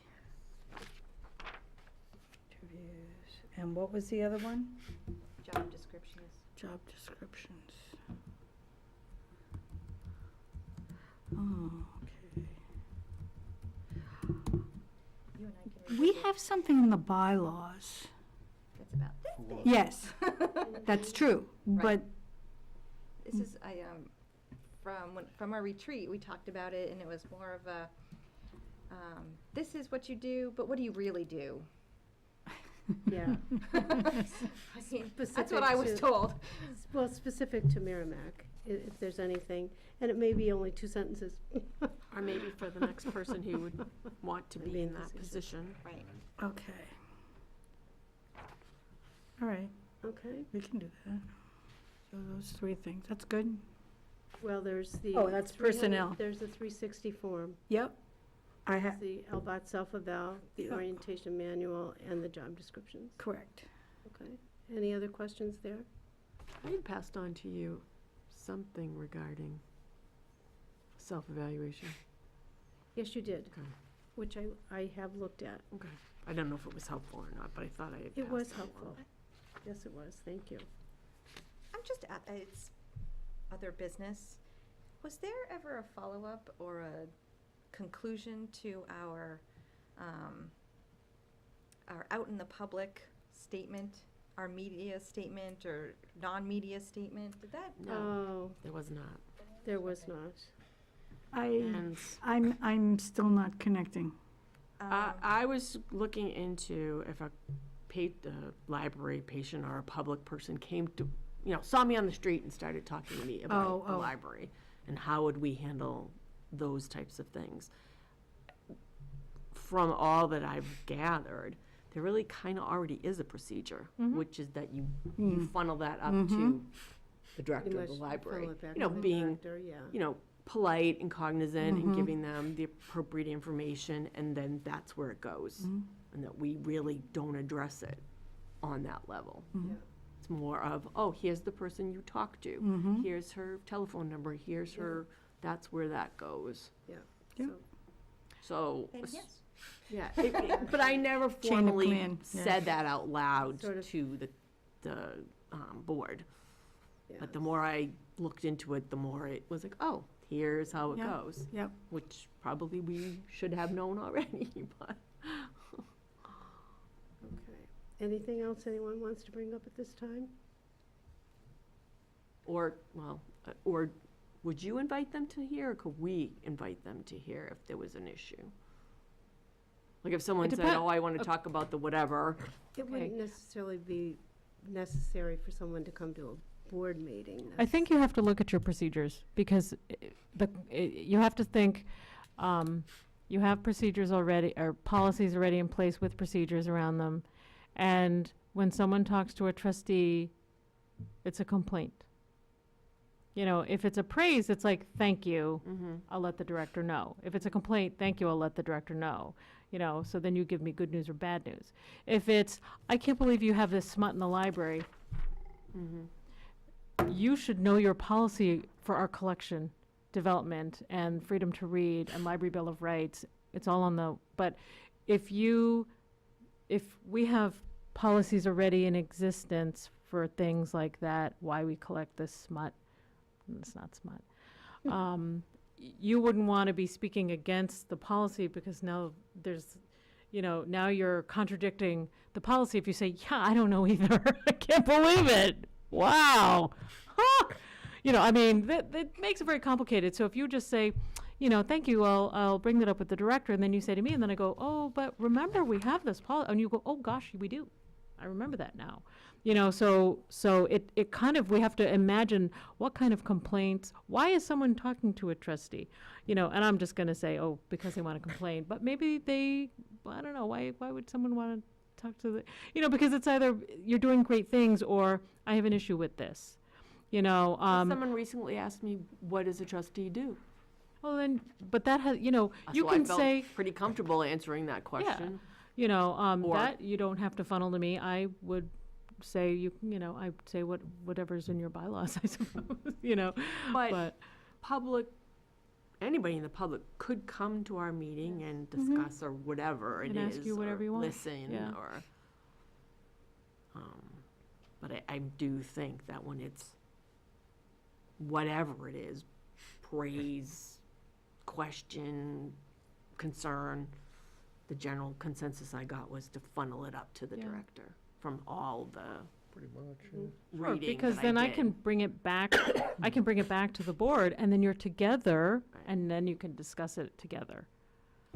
Trying to think of examples. The only one I could think of was the complaint that surfaced on Facebook that we had, a separate internet or something for the library. Yeah. We Yeah. we ended up putting it on the agenda, and Yeah. Yvette spoke to it in one of our meetings and addressed what the complaint was.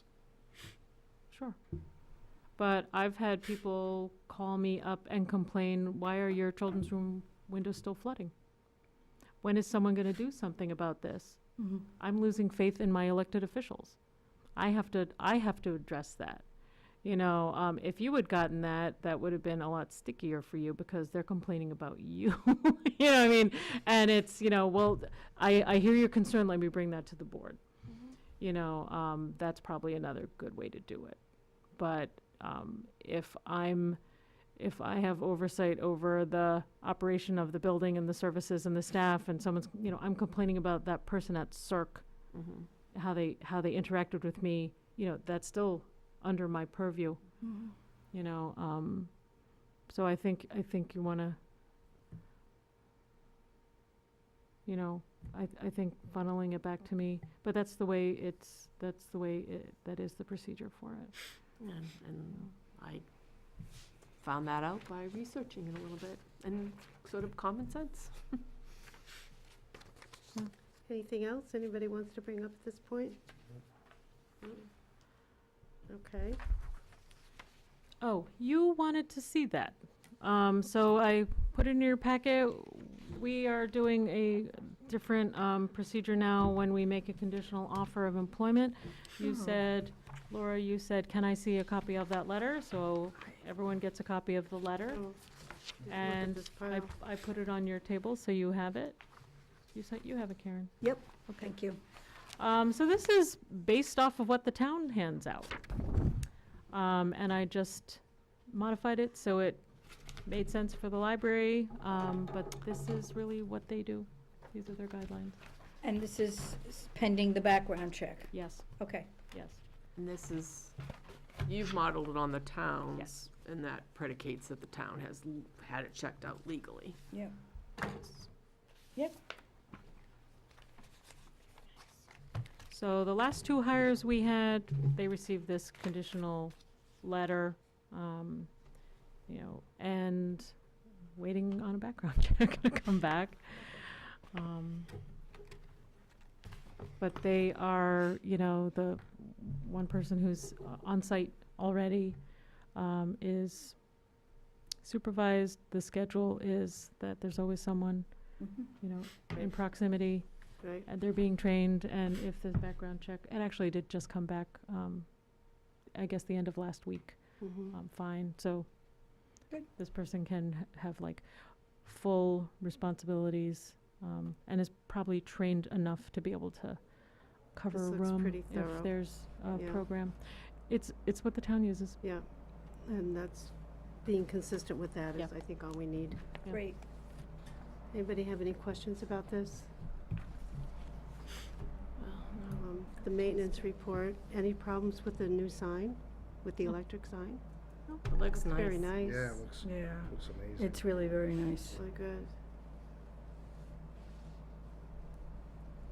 Are you guys having an easy time programming it? Looks like, or It's pretty intuitive. One of the things that the vendor, when we were trained, a couple of us were trained, said that you can create a flyer and make it in a landscape setting, and then take the flyer and put it on the sign.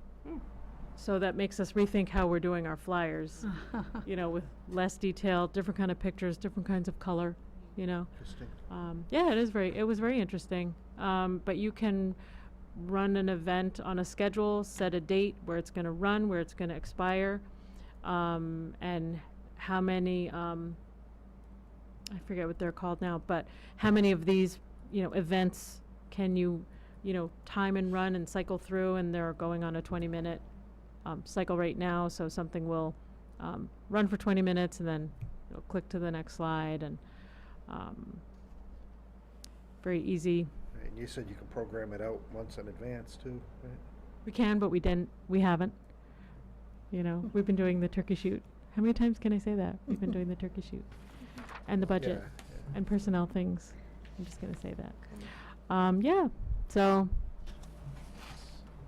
really nice, really nice. A lot of really nice comments about it. People really appreciate it. Oh, yeah. About the sign? Yeah. People that's really good. appreciate that sign. It definitely, as you're driving down the road, it catches your eye. Mm. It really does. And it's not obtrusive. Oh, good. It's not intrusive, Want it to cycle faster. Well, as a government entity, we are exempt from this 20-minute guideline of rotating and changing information on a electronic sign. For a different kind of business, not a government business, but for a commercial business, it's 20 minutes. I'm sure it's 20 minutes and not 20 seconds. It's 20 minutes. Well, that's why. I mean, I drive down that, and it's, knowing now that it's 20 minutes, it's a long time. Yeah. Yeah, But that's the guidelines. Yeah. That's the because I've seen billboards I that know, it's are cycle. electronic and Yeah. What? it seems The like 20 police one, seconds. This is the town ordinance, and I'm telling you what the town ordinance is. We are exempt. Specific to our town. But not let me the state. finish. Sorry. It's specific to the town, and we are exempt as a government entity. So I could put things up like a strobe light and just have things go flying by, because I don't have to, the library doesn't have to adhere to this ordinance. However, to be mindful of all the other businesses around us, I want to stay with the ordinance. I want to play nice in the sandbox, so that's why we're abiding by that. Yeah, I think I'd rather be prudent. Better to be prudent. Yeah. So basically, the only thing we're going to be coming back to is the volunteer policy after a little more research is done. And your goals?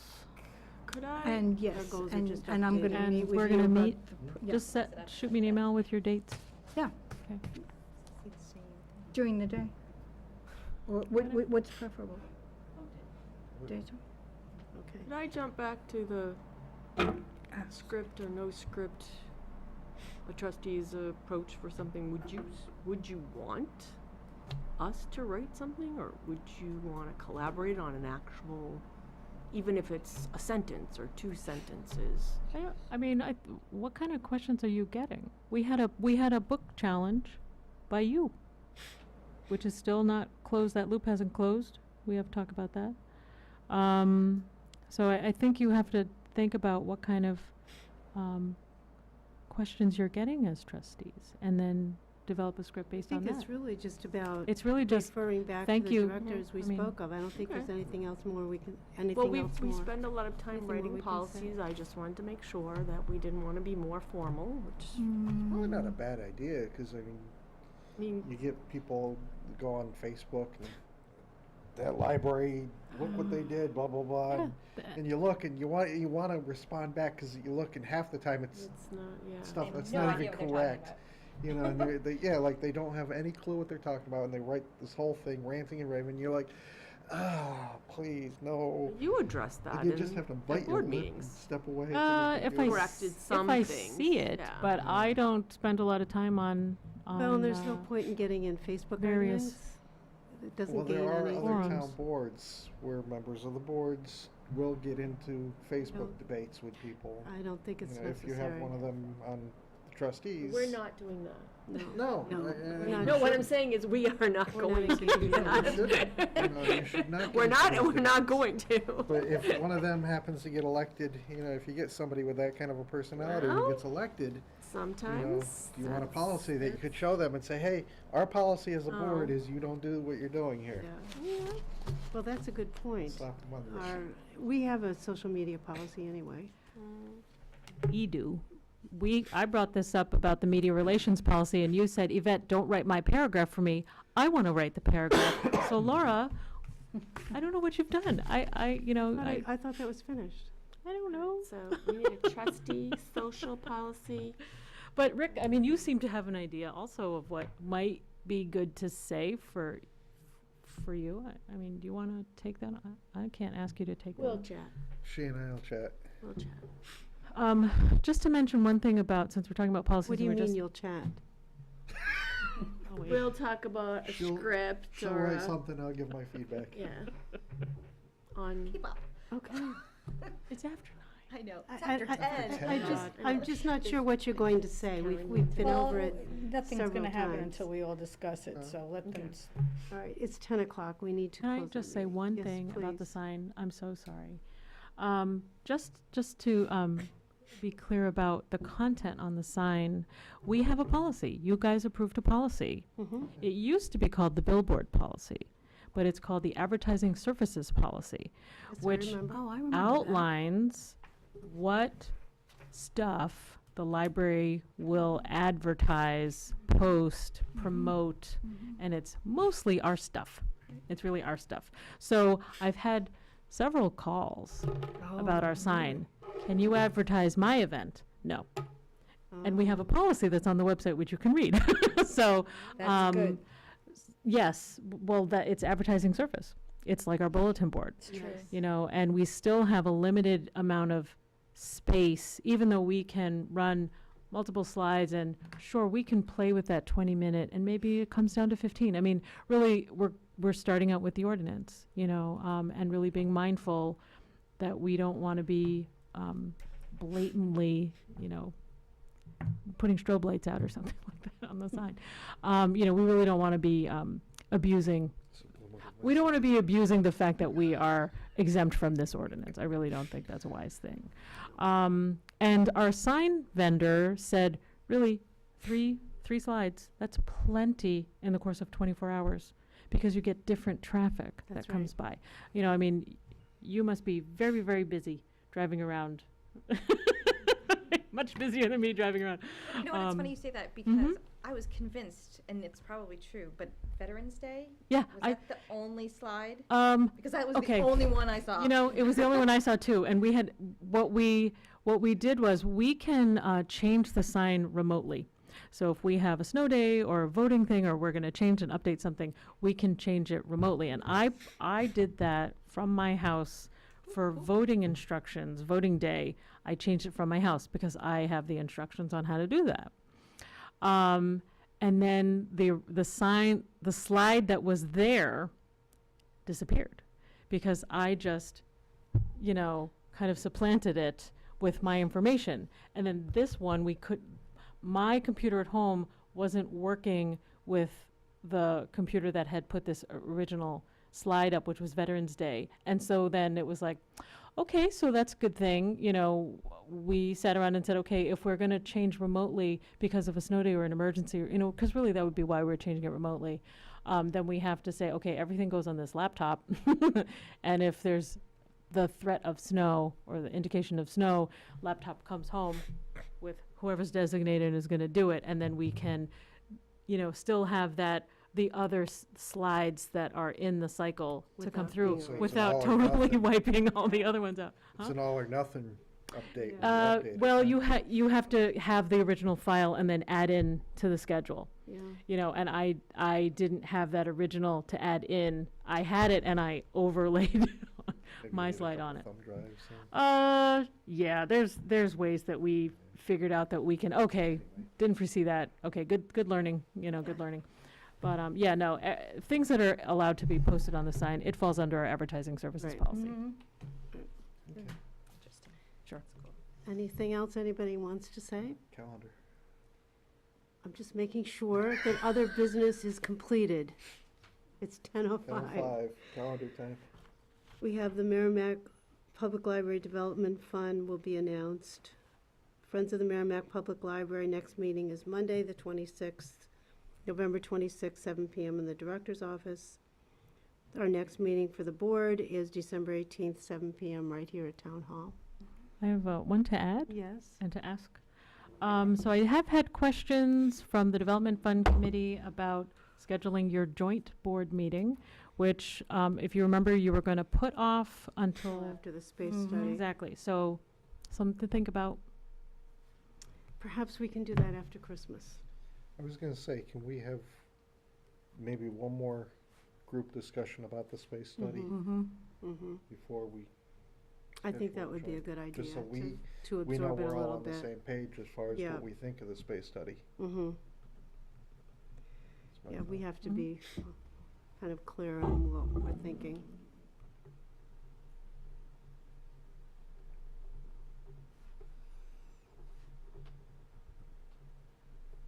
Anything else? Any comments from the press, public, or other board members? Nobody dare say a word. I move we motion. we Make a adjourn motion, our there's no more meeting. talking for 10:06. A second. All in favor of adjourning? Okay. Are you voting yes, Karen, or are you abstaining on that? Oh, sure.